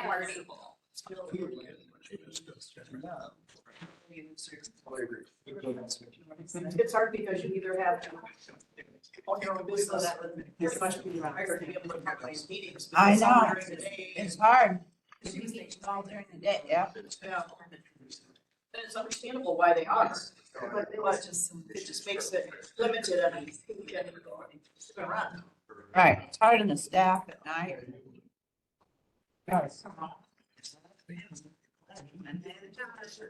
But Mark makes it work. But, I mean, it requires a certain type of job, so. I know we have. I look like. Ingrid, the new kiddos are doing okay? The one from Argentina just left, but they were the short-term Yeah, one. that's right. But That was- yeah, I know it That was went by so really fast. fast. Really fast. Wow. Yeah, we're loving, the other girls been just great. Immediately part of the family, Yeah. just really sweet. Where you living? Cedarburg? Where? Pakistan. Oh, Pakistan. Going all the way over there? Is she at the? Yeah, I've got stuff going on in the morning. I'm gonna say. She's made us Pakistani. Got a brother who's been No, Kathy worked for. From south of the city. 40 years. I think we're taking a break next year. Are you? I don't have to go all the way We need through to do this. that sometimes. And so, Barb always from the South would always contact me about summer students, and I was like, no, we need the summer. I had to say no, it was incredibly hard to say no, but I've been avoiding emails. Getting. No, just so you know. Still need it right away. Like, do you want us to keep being close parents? Like, people have to have breaks. Break. It's hard because I'm sure they can't find enough. They can't, they're always looking for more people. That was, I had that job at the campus for 2 years. It was the hardest job I ever my life. You were recruiting for help? Yeah. Really? Or see if you're able to- Well, I was surprised because when we supposed to get a certain amount of reimbursement, not a lot. Funds are. So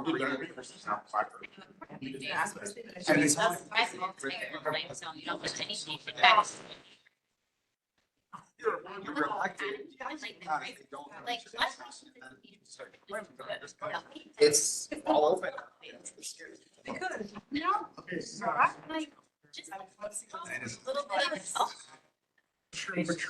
I agree. Lawrence. Then, of course, after you. Use some words in the done speech.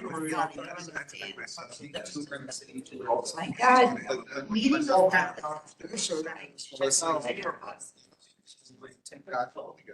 They all. Then you got to wait. I just, No. that was the biggest problem. My son and him. Families didn't want hot water. No, that's. Yeah, there's a lot of little things that people don't like. Example, a lot of options. They just, you know, I remember I would have to like inspect or like flash our kind of need to use your options. Like, we're ready to get started again. Okay, we're on section 3.01. The board chair's responsibilities are contained in a statute section which is referenced in the board rules. The other provision that's in here that's different than what the statute requires is the board chair can serve as a member with full rights and privileges of any committee if there's not otherwise a quorum at a committee meeting. I think that's in your current rules, and so if you want to continue with that, that makes sense. So that's why that's there.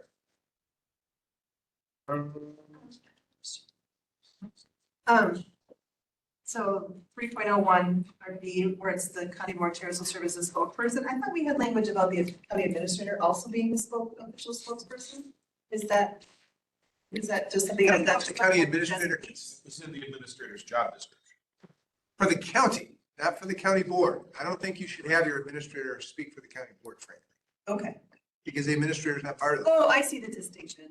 The county board is speaking for the county board chair. Okay, I get what you're saying. Yeah.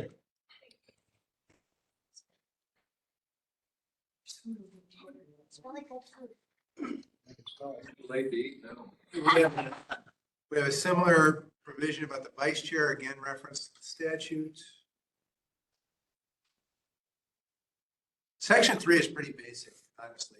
Any questions about anything in section 3 or discussion points? And we get to section 4, rules of procedure. And again, this is by far the longest section of the board rules.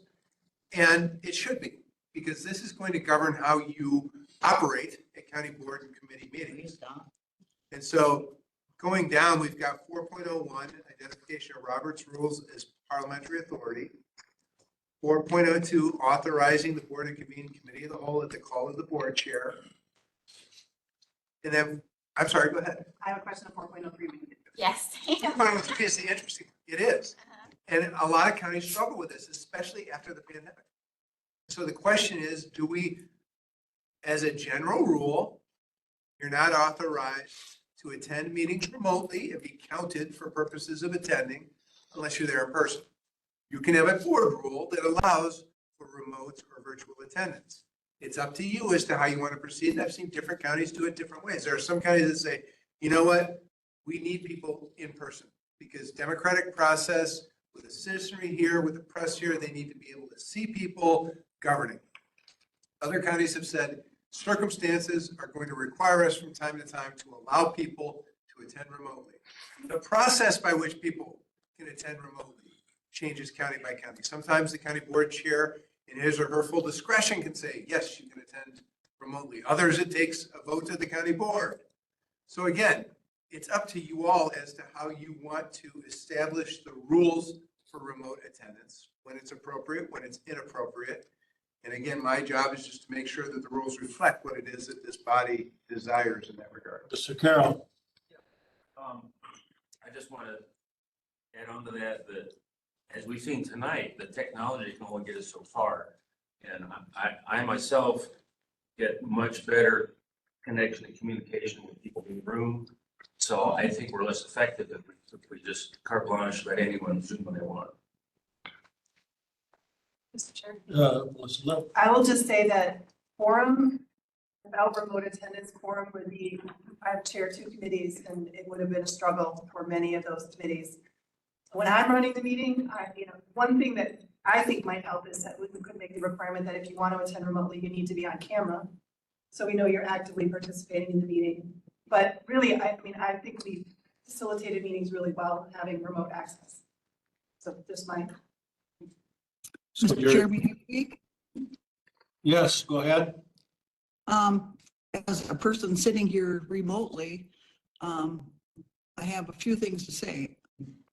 I don't like the fact that it says exceptional circumstances, because I don't have an exceptional circumstance. I just don't want to be up there when it's cold and I'm down here, and I am taking the time out of my fun time to come to these meetings and reading things, and I just don't like that statement. However, I do agree with Melissa. I should be on camera to show that I'm here. However, I didn't comb my hair today, so I don't really care. I don't like the exceptional circumstances comment.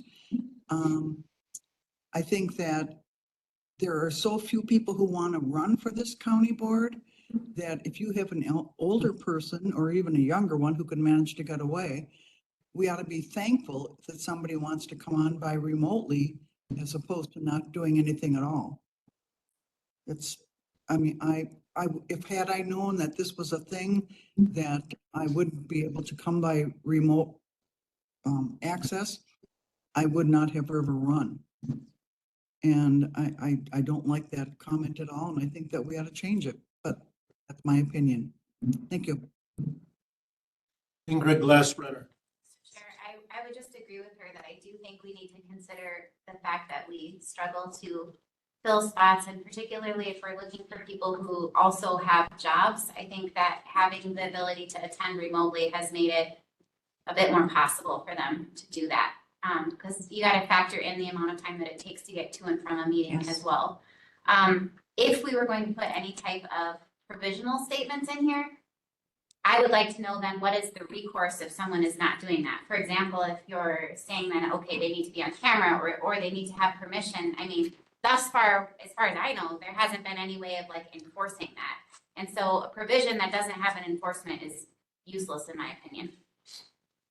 Yeah, the pandemic forced this issue, and we've just been plodding on after the pandemic, and Can I say real something? slick with it.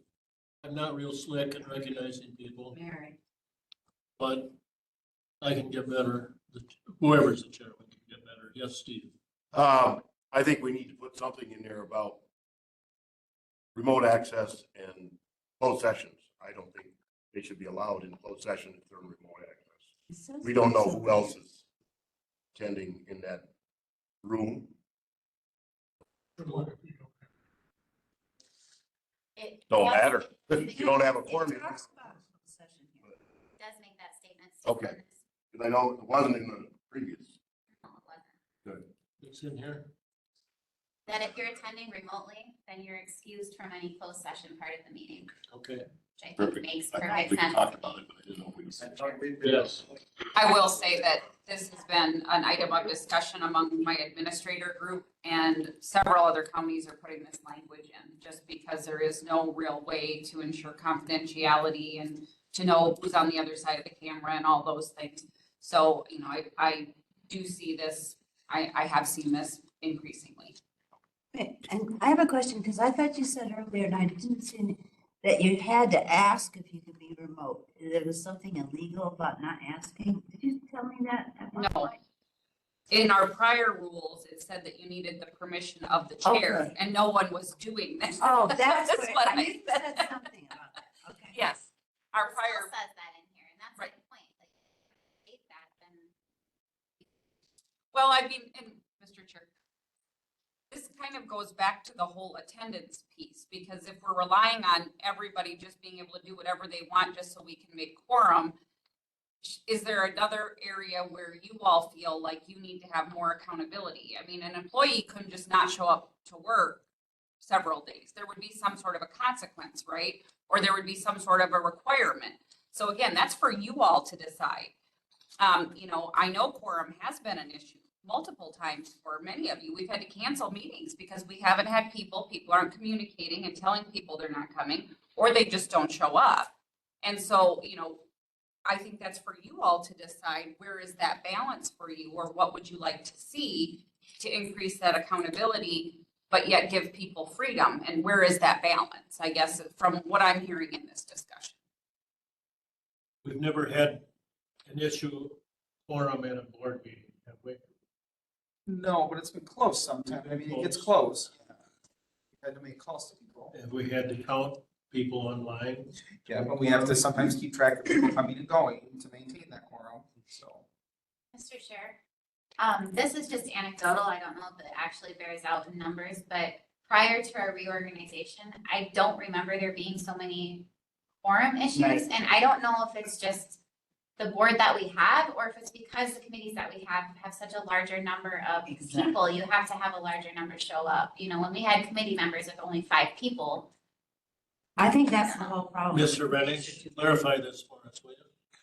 Well, I always go back a little bit of history. I mean, how the hell did the board operate before Zoom? To me, I just soon go back to that. You need to be here. You can't have constructive conversation without looking across the aisle at somebody. It doesn't work here, it doesn't work in the Legion, it doesn't work anywhere. And if the people know that they have to be here, they won't run for office. They'll find a way to get here in the snow. If you don't have the option, attendance will probably pick up again. Mr. Maybe Kirby? not. I would take issue with saying it doesn't work. It does. That's my job. I do this for a full-time job. I work with people all over the state from right here in Richland Center. And sometimes the only way I'm able to get to a meeting is virtually because I just finished up another meeting for my job. And at 8:30 in the morning on Fridays, I'll jump on public safety, coming out of a meeting with my boss every Friday morning at 8. So, you know, it can work if you do it well. Now, there is that provision if you do it well. And I know that there are times we've done it not very well. That's very true. And we, as Marty said, we could all stand to enhance our skills and continue to get better at it. Perhaps that should be a part of the onboard training if we continue it, because there is decorum and procedure to doing an effective Zoom meeting, and, you know, I think it might be useful. Yeah, Mr. Chair. I mean, I do think the chair of the committee really drives that bus as far as how well it goes having a hybrid meeting.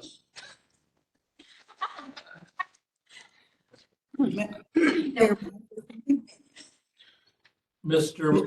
Meyer? Yeah, Dave, I don't know how good your equipment is, job, but our equipment is not very good. Okay, and you all know that I have an octave of hearing that I don't hear well.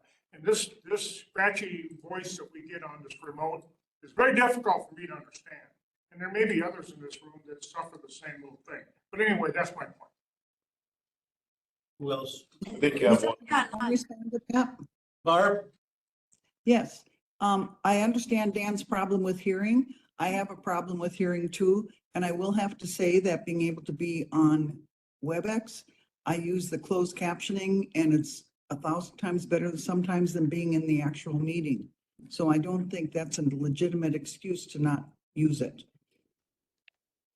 Can I say something? Yes. I'm in Arizona right now and I'm getting a perfect response from everybody. And this is my life, and I'm going to be gone for 3 months out of the year. And as far as I'm concerned, I'm doing fine on this end, but if it gets to be where I can't go, then I'll have to leave. And I didn't find anyone to run for this job when it came open. And so you would be leaving the town of Bloom scurrying. Thank you. Mr. Chair. Yes. I also obviously have been on remote calls too, and there's been some times where it was harder to hear, but other times it was totally fine. And I have called from Florida when I'm down visiting my daughter and, did well with being able to hear what was going on. So most of the time I'm in attendance, but there's those few times that I either, when I'm at work in Middleton or where I'm somewhere else, I need to call in. So it's helpful for me and I haven't had an issue with it. Can we have maybe a ratio? We'd like 2/3 of our quorum to be in person or something. Is that possible? I again think that comes into an issue of enforceability. How, what does that look like? That one's enforceable because then we don't have a meeting, but. I guess. Well, what if you have a snowstorm, and everybody could come in by remote, but they don't want to drive into town because they're old and they don't like to drive at night and in a snowstorm. But then you have 2/3 of your people attending by remote. Wouldn't that be okay? Well, I'm asking, I don't know, Barb. In the old days, we didn't have meetings at night during the winter months. We had them during the day. Because it was tough for the older people to get back during the blizzard, so. I was thinking we already had policy that you could only use remote so many times in a year. We don't have that. Well, that's because we recognize remote as being here. We don't make any exception. And you don't have a computer. I guess you all could have attended this meeting remotely. Can't hear you, Marty, I got bad news. Yeah.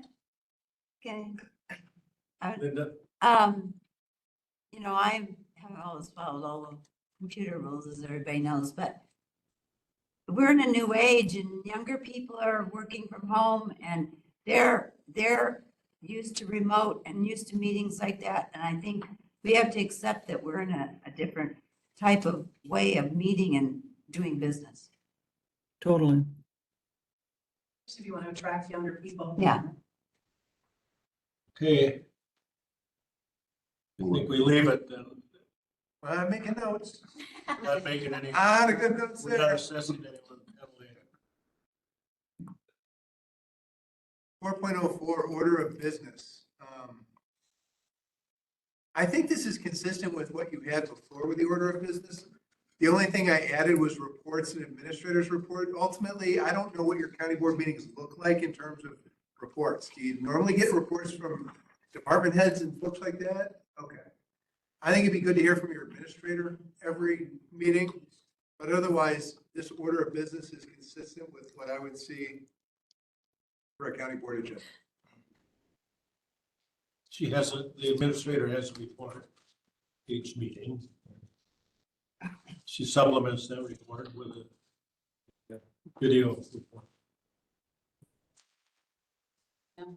Digitally email. We have a order of business for committee meetings as well, again, consistent, what I believe, how things look, but again, correct me if I'm wrong. I just like to add to that, if we do this thing where the standing committee, which is new to us, that we're appointing someone from each committee to report back, we should add that to the committee. Yeah, but it should say exactly what that report is. I mean, this from the standing committee. Report back to your committee, is that what you're Well, saying? wasn't that the point of why we appoint Yes. people? Yes. Yeah, And I thought that was being done. I haven't been in any committee meeting where it's done. I feel like we talk, like if anything comes up, we do talk about it, but we don't have a specific agenda item. So what you're saying Yeah. is there should be. But if we make it an agenda item, then it'll be handled. Mr. Chair, yeah, I guess I'm wondering if that's an agenda item, what is that looking like? A brief synopsis of the previous meeting? Because that could get. Well, lengthy. they could say they don't have to report that. Okay, I guess in the meeting that I have, if something comes up, like Melissa said, that we specifically need to ask that point person, that's being done. And I also noticed that on this committee order, and I don't know if this was in the previous meeting minutes, but it does have roll call under committee meetings. That's And not- when there's that's some- that in there. I know, I'm on several committees where that does not happen, so maybe I need to add that to the agenda. Just blew by it. Was that previously in our board rules? No. I don't recall. I don't think it was, because I don't think we had an order of business for committees.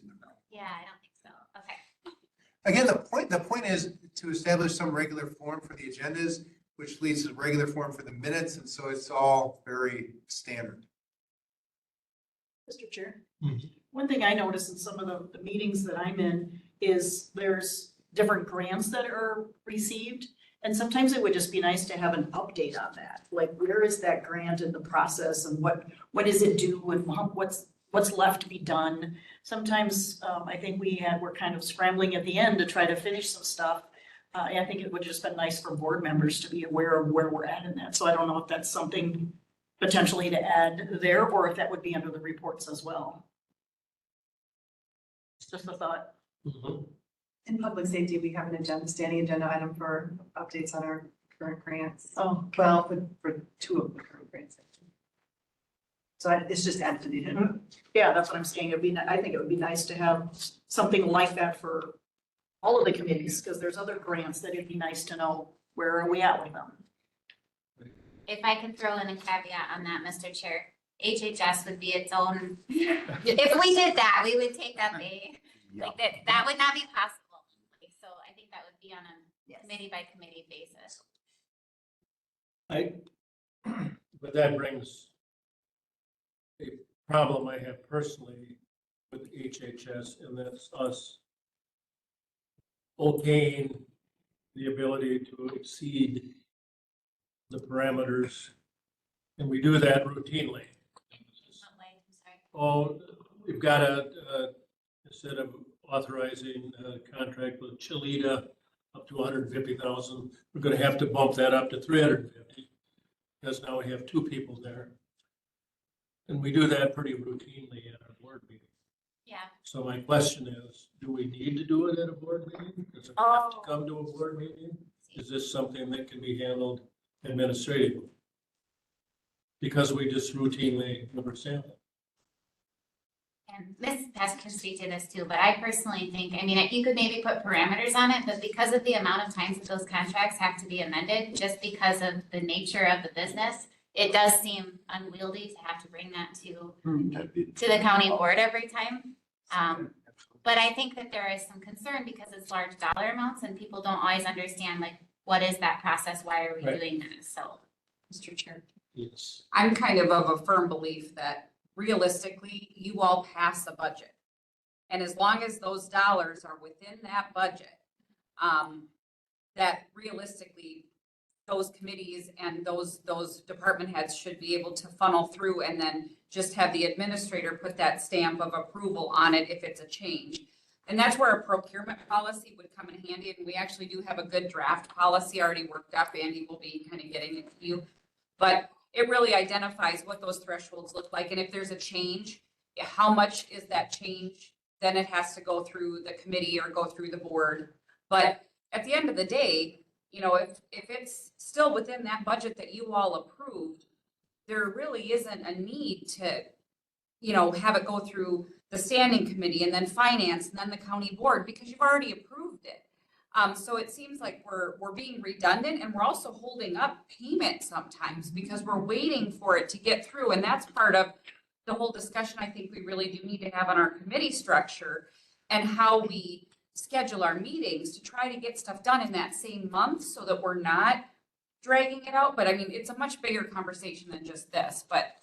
Melissa Luck? So under this scenario, we would, as long as it's a budgeted line item, we don't have to have any discussion as long as they're staying within their budget. But if it's something that they didn't budget for, or they're gonna go over what they budget, then we would have a discussion. Correct. That makes sense to me. Ingrid? That's fine. Yeah, I think because there are times when that might affect like tax levy amounts, et cetera, for Health and Human Services, which would, in my mind, make sense then to go to county board. But when we're doing this so The often. institutional, the two institutional funds. Yes, exactly. We always exceed the Right. budgeted amount. But on those other ones where we're doing that, like I mean, basically every month, we're amending some. And I think that there's been historically sometimes, I know there's been a lot of education of the board done on this. So maybe it's less than it was, but I feel like it often brought up a lot of like, why are we spending so much money every month? And a lot of concerns and questions over it. And like, are we not doing this correctly? And we'd have to re-explain the whole thing every time, like. It's an education. Right. It's a worthwhile education. It is a worthwhile education, but I feel that sometimes there was a lot of negative feedback Mhm. from that because it looks like if you don't understand the process, they're just spending money freely. Richard? With HHS, some of their overtime is to court. Right, right. And so there's no choice. See, I'm with you on that, the court order. I thought that probably we should have the institutional costs probably put under the district attorney's budget, not just yours. Good luck with that. There we go. We run the purse strings. Well, and again, I mean, I think this is probably a bigger discussion item, but it feels like there's some consensus on this, which is a good thing. Yeah. So as we get further along in this discussion, then we can kind of identify those parameters and, in that procurement policy and things like that too. Personal electronic devices, we don't use them during meetings other than the county issued iPads.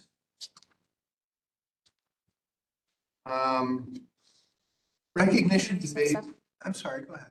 I know we're not, but if you have permission from the board chair, I think it should be permitted. And that's because my husband has a button for Absolutely. emergency, so that's something you need to, and I have permission from the board chair to have mine on. The issue I have, I'm not kidding you, this actually happens where we have people that are texting others on the board during debate about how to vote. Oh, yeah, no. All of that, and that makes a lawyer very, very nervous because all of that is public record and it looks really, really bad. So that's why we have a rule like that. Recognition, debate, and voting at the meetings. I think that these rules are consistent with the previous rules. But again, I'd like you to go back and look and make sure that they are. See if there's anything that I wanted to specifically call out.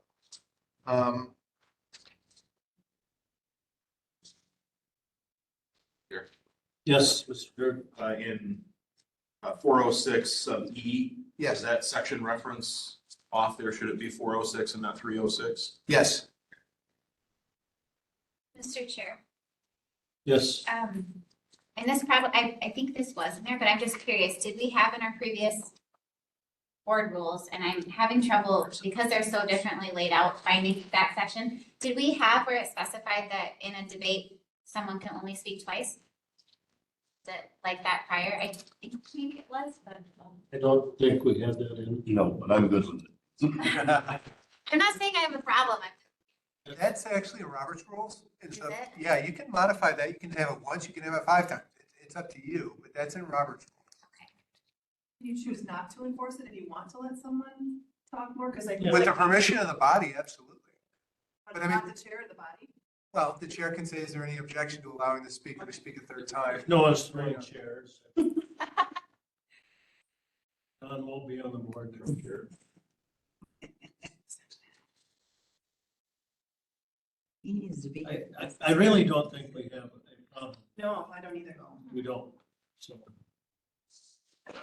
This is in there in case you have a problem. Yeah, because it's always going to be too late when we have a problem, we don't have a rule. Solution looking. This is us being proactive and visionary. I love it.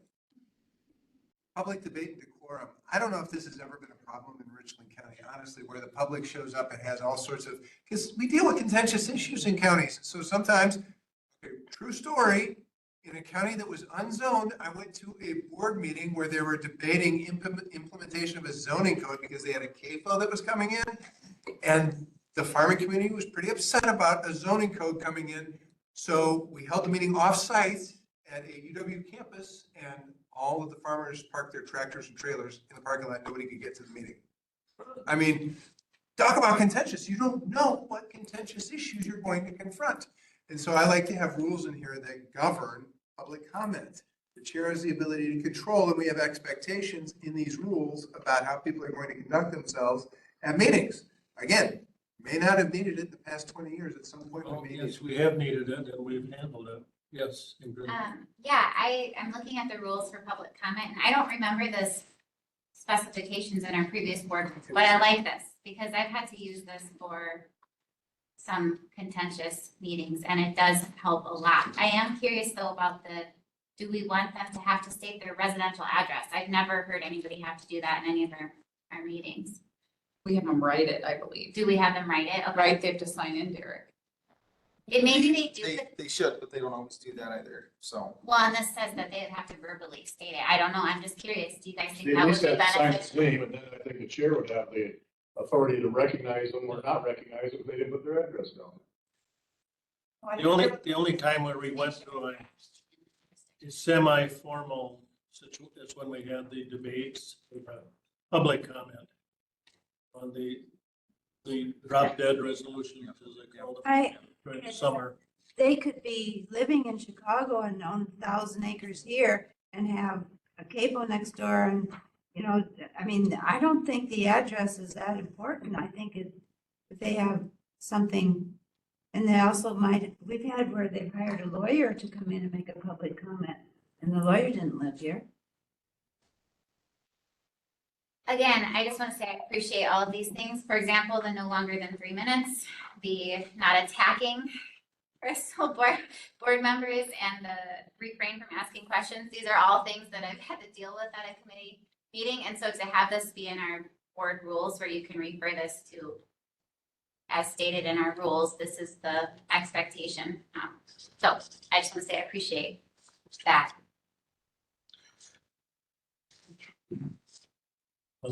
May I speak, Mr. Chair? You may. In this day and age, there are more opportunities for people from out of state, out of county to come and try to speak at our meetings. I don't think that we say that it probably won't happen here, and it probably wouldn't, but I think that we should be careful and make sure that addresses are important, because I really don't want somebody from South Carolina coming up trying to sway our county board. My opinion. Okay, thank you. Mr. Reddish? I agree with that. We don't want people from anywhere else trying to dictate policy. But on the other hand, we could have something in there to the effect that if an attorney came and represented a group, then they could be recognized. Otherwise, I think it should be local addresses.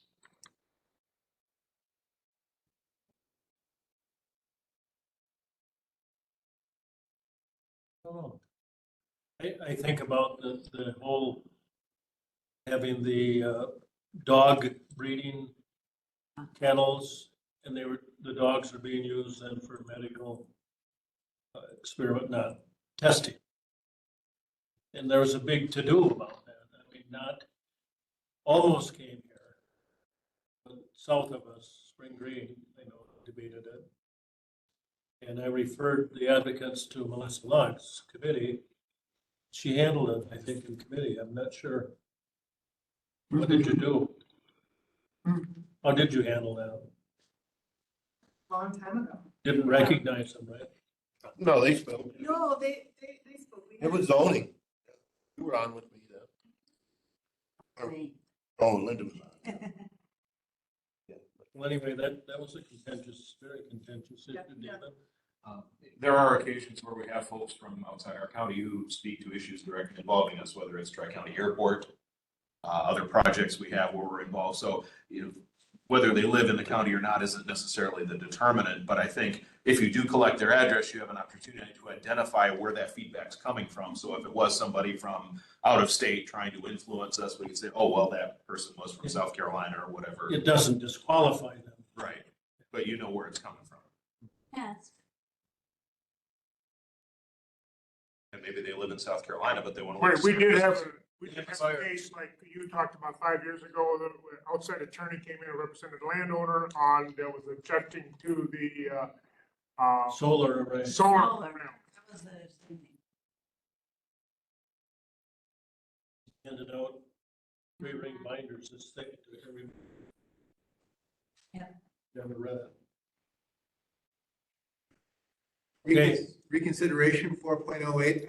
I'm sorry, I can't recall if this was in your previous rules, but this is one that always causes consternation. So having it within the board rules, I think is a good idea. This is consistent with what Robert's rules says, so there's no deviation from standard rules of procedure. But again, I think it's an issue that always brings up some debate about who can move to reconsider, what's the vote, so on. So 4.09 resolutions form introduction.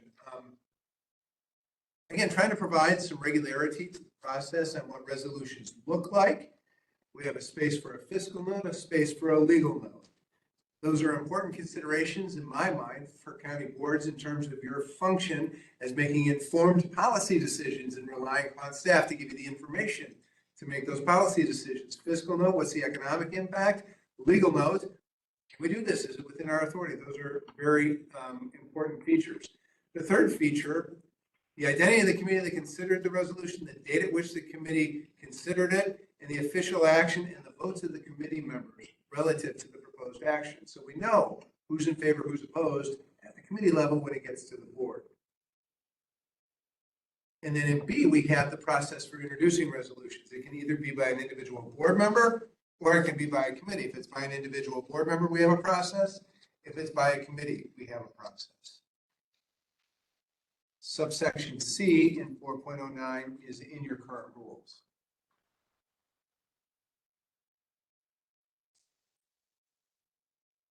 At some point in time, 4.10 exists because at some point in time, you're either going to need to suspend the rules, meaning that we don't want to follow the rule in this particular circumstance, requires a 2/3 vote, or we want to amend the rule. That also requires a 2/3 vote. We want the rules to have some level of permanence. And the way we do that is making it so it cannot simply be amended by majority vote. So it's 2/3 vote to either suspend them for a specific purpose or amend them permanently. And then underneath 4.10, the reason I didn't notice it before is that it's not highlighted. That's all the stuff that was in the previous rules that I said, I think we ought to consider moving this over to the procurement policy. There is one provision, however, that I wanted to talk about briefly. And that is Rule 10 on page 26, the very last page of our rules. This is a current rule on the books for you. It says, when a motion is under discussion, no motion shall be in order except a motion to table later in the meeting, motion to postpone to a definite date or postpone indefinitely, or a motion to amend. Motion to adjourn shall be in order to decide without debate. There are any number of motions that under Robert's rules would be in order, even if an original made motion is pending. It may relate to a question of privilege. It may relate to a question of convenience. It may relate to whether you can answer your phone because your husband has. In other words, I didn't like the definiteness of this rule. It didn't make a lot of sense to me because I think we already have an order of precedence of motions within Robert's rules, and I didn't see a significant need to deviate from that. Unless you all said, no, that's the way we do things here, that's the way we want to keep it done. Do you know any of the history there? I don't. Mr. Chair. So I think this derives from early in my representation of the county, before I had become as familiar with the parliamentary procedure as I am now. I had switched a motion to adjourn and motion to postpone, issued an incorrect opinion on the debatability of whichever motion I thought was correct. And I was in fact incorrect. And when these rules were being revised, I suspect the author was impacted by that wrong opinion, kept that incident in mind, and so wanted to have this in there specifically. The one time in history an attorney's made a mistake. What's he telling us? And I love it, Mike, that you have a permanent record of that situation now. I try never to do the wrong thing twice.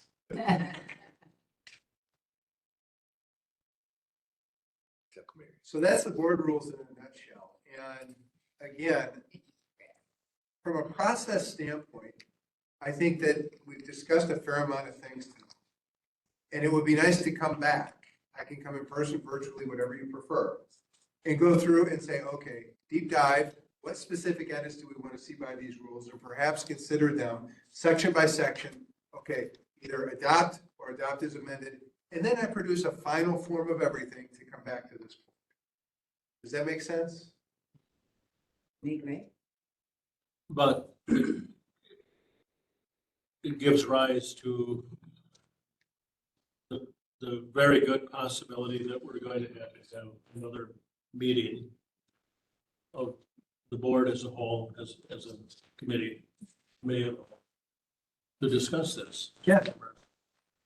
Oh, yeah, we haven't even got to this one yet. No, thank you. We haven't. I don't know if you're gonna tackle that tonight or. No, I want to talk about this in concept because actually I'll tackle it, but it's not that much to tackle, to be honest.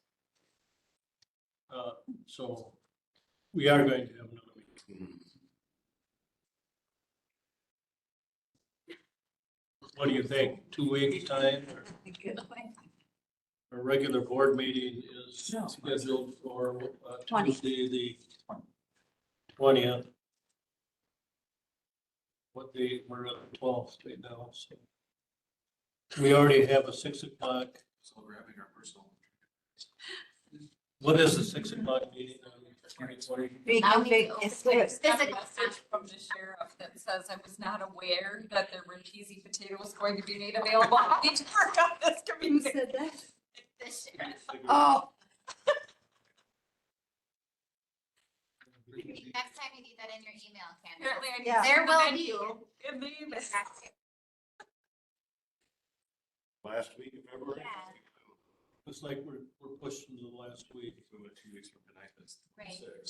26th. 5 PM, cheesy potatoes again. On a Monday night, that's better for me, right? Compensated. It is $10. Actually, it's $30. I will be out of town in a bit different time zone, much different time zone, so can I just submit comments to you and Candace? Yep. I'm not gonna attend remotely, so it would be like. Here's what I would prefer is that either have one recipient of all comments, whether it be Candace or Derek, whomever. That way it goes through them and then they can submit to me in bulk and say, here we're dealing. Because the next meeting, I'd like to shorten it, I'm sure all of you would too, to say, all right, here's where we have agreement, here's where we have to have discussion. Probably said 5. February 26th at 5 p.m. Are we expecting Mr. Phillips at that meeting then? So who we send a I comment think to? so. Well, does that work for you? I'll make it work. Or do we need to have a meeting without him? I think That hurts. You're You promised us you wouldn't be offended. gonna, I don't think we do, but May I ask a question, please? Mr. Chair? do we need to have a meeting of the board? Oh, ask away, Barb. Go ahead. May I ask, what are we paying Mr. Phillips each meeting that he comes to or does remotely? I don't know exactly because I charge by the hour. It is obviously a lot more economical for me to attend remotely, and I'm happy to do that. It's whatever you feel is the best use of my time. I work for you. And so if you say remote is good enough, stay at home, I am fine with that. I will not be offended. I made that promise. So that kind of doesn't answer my question. What are we paying you an hour? I think it's $4.20. No, it's not $4.20. $3.30. So do we, at WCA this 's point, so at this point, do we need to pay $330 an hour to somebody that we should be able to figure out ourselves? Just my opinion again. Well, I don't think we would have gotten very far tonight, Barb, without Ms. Phillips here. I'm not saying anything about now, up to now, but I'm talking about in the future. Well, we've got unresolved issues yet. If we have them all resolved by the time we talk to him, it won't take very long. I don't know. You're entitled to your opinion. Exactly. Mr. Chair, I'm just wondering, is there some way, if we're going to all submit to one person, is there, like, could we get a form, maybe even this, that we could edit and like send our comments back, or some way to just comment on each rule? Would that be efficient? Andy, how do you prefer to receive it? I thought we were sending it to you, or are we sending it to you? Right, I mean, but if you're all sending me an edited document and I'm trying to merge it all together, that's a lot. So I think if you. So we need a Google Doc that we all. Right, if you can just send me the comments based on section, I think that would be easier. Because then I could take everybody's comments and go through each section and outline them and send them off to Andy. So send them to, We sent them to, you already asked for, I already sent some a long time Yep, ago to, Andy has those. okay, to you two, yeah. Yep, and Andy has those. For what and it's worth, Mr. I think that Sent some. me being virtual is fine. I really don't think I need to be here in person for this next round of meetings. I don't. Okay. I don't think you do. But I think we need to get together. Right.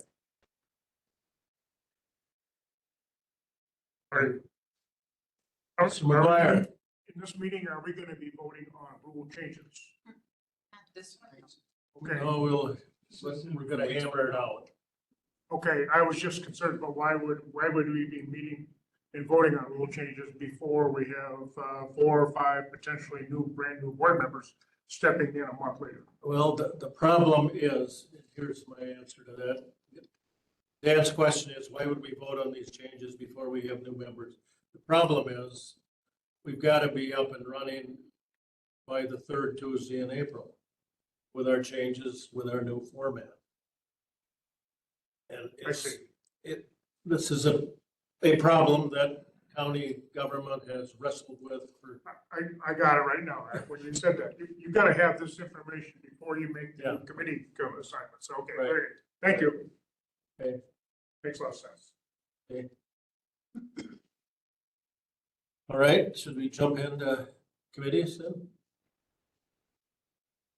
Andy had a couple of observations. On the committee structure, as I mentioned when we were talking about the board rules, it seemed that committees were a bit disjointed and again, from a flow standpoint, really didn't reflect either statutory requirement or what I thought was a big distinction between standing committees and special committees. So as I mentioned in the board rules, we define it as either a standing committee, an ad hoc committee, which is temporary, or a statutory board or commission. Remember, at a statutory board or commission, administrator has appointment authority subject to board confirmation. Committees, whether they be standing or ad hoc, are appointed according to this board's procedure, all right? And so you'll see that we call it Appendix A to the board rules, because again, this committee structure might change from time to time. We don't want to reopen the entire board rules to change Appendix A. So we have Appendix A here. We have it broken down between the standing committees, the ad hoc committees, and then the other boards and commissions. When you get to the very end of the document, got a series of drafting notes and questions that we asked. And so just consider those when you have an opportunity. But again, going through the standing committees, we've identified certain areas that we don't believe that the committee necessarily complies with what the statute might require, or otherwise we haven't reviewed the enabling resolutions creating the committees to verify that. So we just pointed out for your reference. We didn't change a heck of a lot in terms of the duties of the committees and so on, because that's up to you all in terms of what you want the committees to do.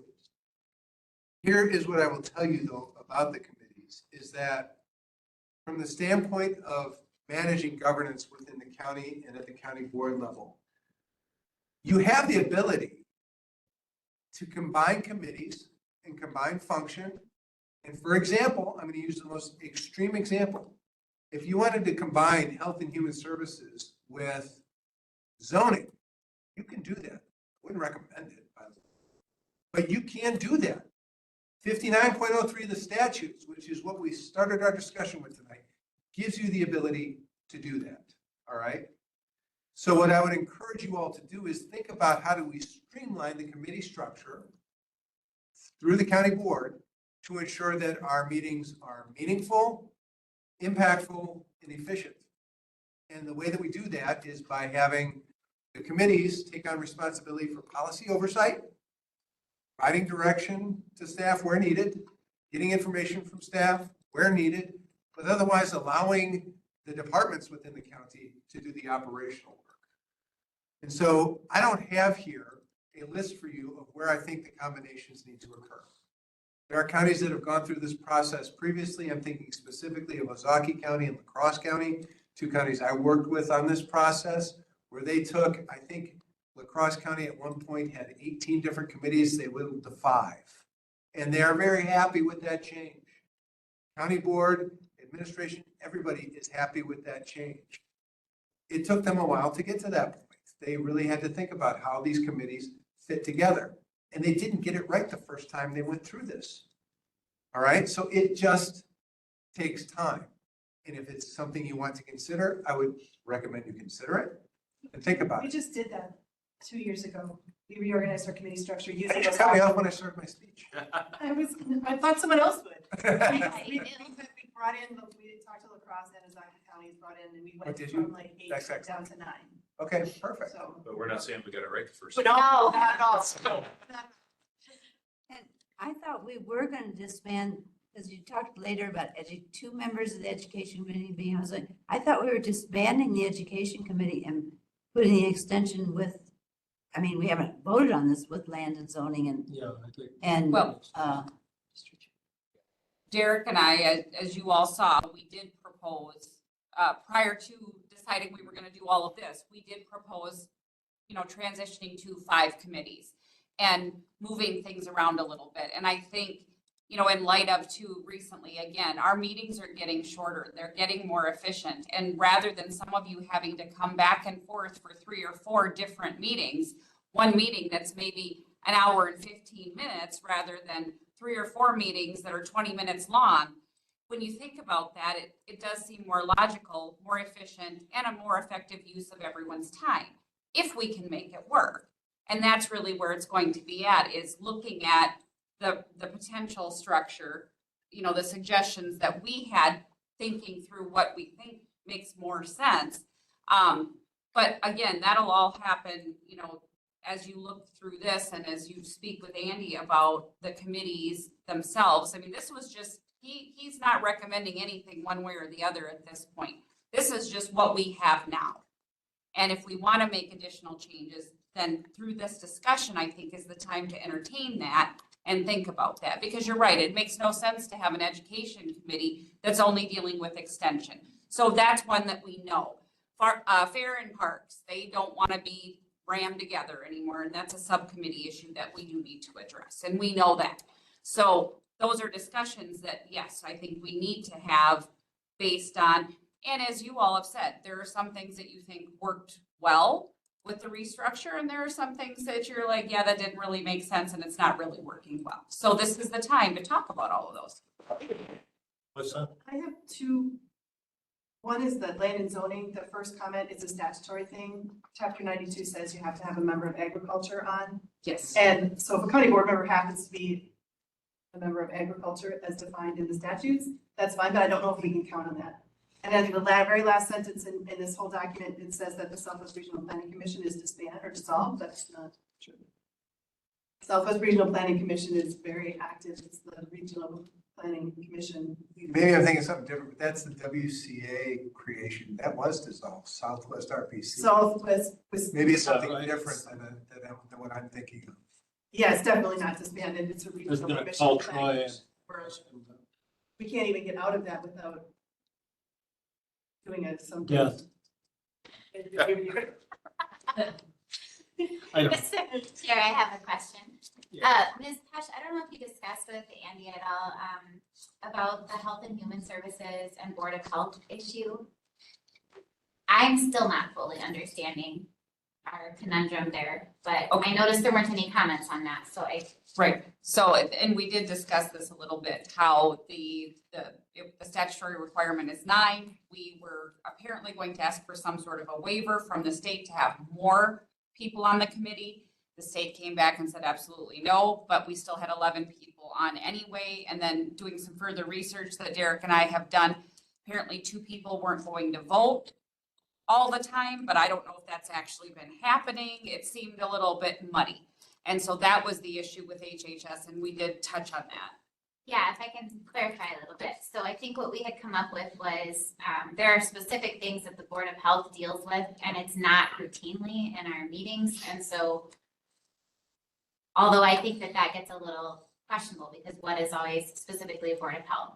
But when we knew it was going to be something specifically Board of Health, there were a couple of citizen members from the what had been, or that are associated with the veterans portion that were in our rules, then not going to be voting members, to then make the Board of Health be only 9. But this is a concern because or this may not fly, and we have a review of our Health and Human Services, public health nurse coming up, and so we need to kind of have addressed that issue. I can look at that because there's a specific composition requirement for Board of Yeah. Health, specific composition requirement for HS. Yes, and so it gets really sticky because then we also have the veterans in there, so. Yep. Also have Well- requirements of Exactly, so I don't, this might be one of those scenarios where we can't smush the 2 committees together and get this all working out. Well, in under board, veterans, you've got the sailors and soldiers benevolent fund, which is a 3-member panel, I think. I don't even remember. I have to look. And I can take a closer look at that. I would appreciate that because we do have that coming up next month. Yeah. And we were going to tell them, we are working on this issue. We're aware that it's a little messy. So, thank you. Richard? Couple of things that I just quickly went. The housing is independent of the government. So we're under HHS, which is subcommittee HHS, then that's not possible since it's a standalone. That was my question, it was identifying the rules as it either reports to or subcommittee, I can't recall what it was, do you recall, Ben? A housing authority, but I thought housing authorities are not typically, I mean, they're typically standalone, they're statutory creations. This one is, we do have representatives from the board. We have 2 representatives and we So don't it's get not a a DM to committee. be there. And Yeah, it's, that's like other boards and commissions. yeah. It's like Where there board is houses. I don't think I they've ever. had a real quick question. Didn't we go from 54 committees to about half that? Yeah, it's a lot. Yeah. And then now we're going to change. Pine Valley Board of Trustees and support. That was my question too. It was a 46 point, I think it's 46.18 committee, if I remember right. No sense. Yeah. Because our housing authority, it's all, they function through the federal and state government. They get all their funds from the federal and state.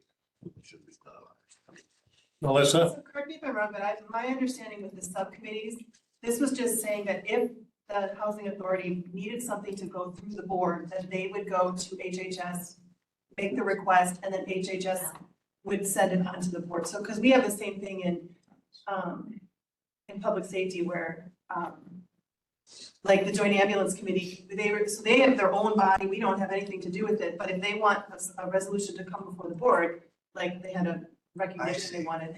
So when it says reports to, They just, that's, that's what that means, yeah, so it has nothing to do with the meeting at the same time, or, it's just that if they want something to come before the board, our rules said we had to have a resolution come through a committee.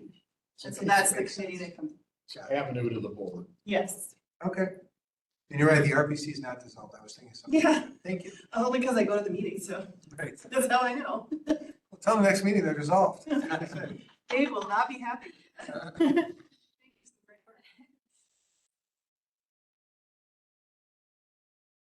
So on the committees, I can clean this up a bit based on my understanding now. Again, does everybody agree with the concept of delineating between the 3 three groups. I mean, standing committee, ad hoc, and then other boards and commissions. I think that would be good. And then clarifying the whole reports to or subcommittee of whatever to reflect that intent. I think that would help. And then you all can decide what else do we need to do. And furthermore, standing committees need to have set times and dates when they are going to meet. So they shouldn't be jumping around and they should always be on the third Thursday or the fourth or whatever. Like the board Can't be true meetings. of land and zoning though, because zoning meetings are set based on when the county board meetings are. Just so you know, there'll be an exception. Yes. And I think that's something we need to take into consideration with all the committees at this point as well. That one, I mean, has a operational need, but, you know, we should really be trying to get all this stuff in so that we're not waiting another month. I mean, the Fair and Parks Committee meets after the board meeting every month. So, you know, then it's at least 5 weeks before it's going to get anything on an agenda. So again, I think as we look at the other comment, Andy, that I've heard from the board that I think it's really important that you hear while we're all in this room is a lot of people have said with the new committee structure, they felt more disconnected. Like they haven't had enough interaction with one another. Like there's all these committees and they're big committees, but there's a lot of citizen members and not as many board members on some of them. And they haven't felt like they've had that overlap. And I don't know how we address that or if we address that, but that is feedback that I have heard. I think part of that is the limit of only being allowed on 3 committees. Right. Yep. And I mean, is that Just made us, something? we're not on as many committees, so you just don't see as And many I'm not people. with you. Yeah, we're not. So you want to be on more committees? I'm just saying, I think that was a big part of it, is why we're not seeing each other as much. Well, if we go down to 5 committees, then you're Have gonna more see overlap. more, I mean, Mhm. so there is some differences depending on how we structure it. Sure.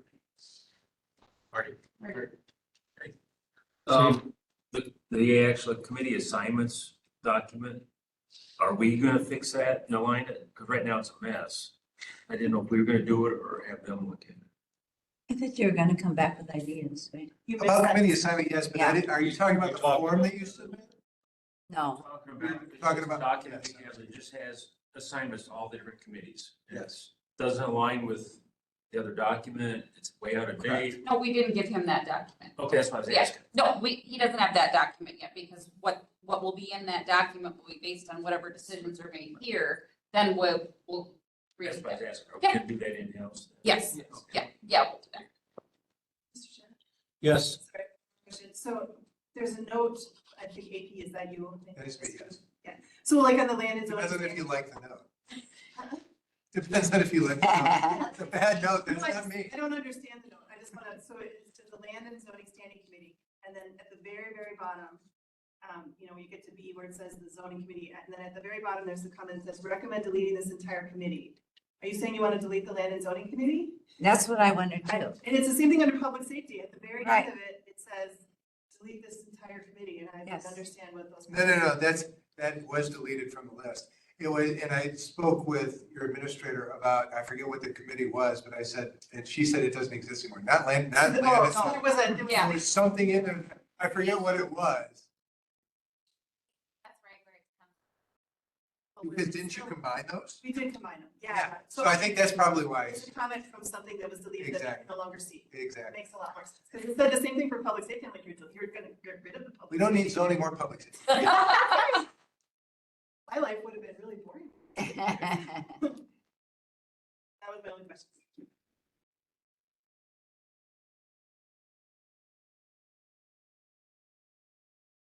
Carried to the extreme, we could say the board acts as a committee of the whole. Only have one, That's the way they used to do things. one meeting a month, Mm. That an all-day meeting? You have to go to. maybe two. We won't do that. There's too much to learn. And that's why you need people from out of state coming to lobby for, educate you. Educate.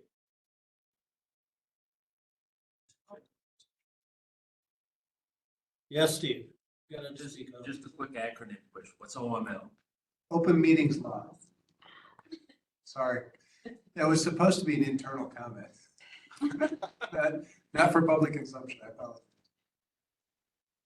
So that's not the second time an attorney's made a mistake. No, it wasn't mine, it was Ben. Okay.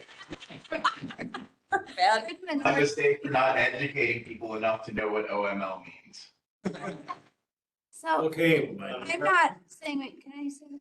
Yes. So out of rules and regulations, I saw those 5 committees thing, but I've never seen that for the count. I thought I'm not saying that was good or I liked it or not, but are we going to discuss that at this time? You know, when we're meeting the next time, or when are we bringing that up? That's what I don't understand. Well, I think, we have to clarify which meetings or which committees we need to keep, what's ad hoc, what's standing, and all of those things, and then we can look at, okay, how do we condense further? Structure. Okay. Through the record, we tried to go to 5, and everyone hooked up. Yeah. Just A lot of saying. change. Just That's saying. correct. We had it gone to 5. and Yep. we're- And I, at this point, I really do think it makes sense.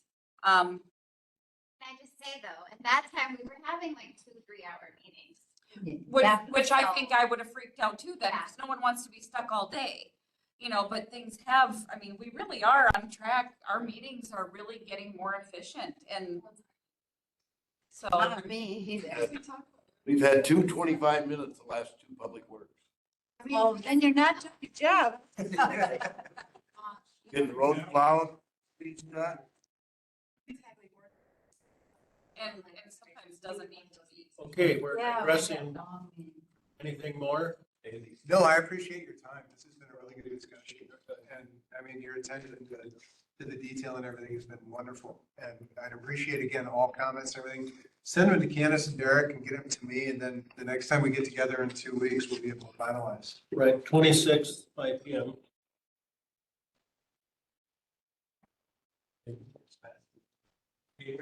As the committee of the whole. Motion to adjourn. Richard, seconded by Ingrid Glassman. All in favor, signify by saying aye. Aye. The water, get a cookie. Yeah. Get a coffee. Grab it on your way out. Thank you, everyone.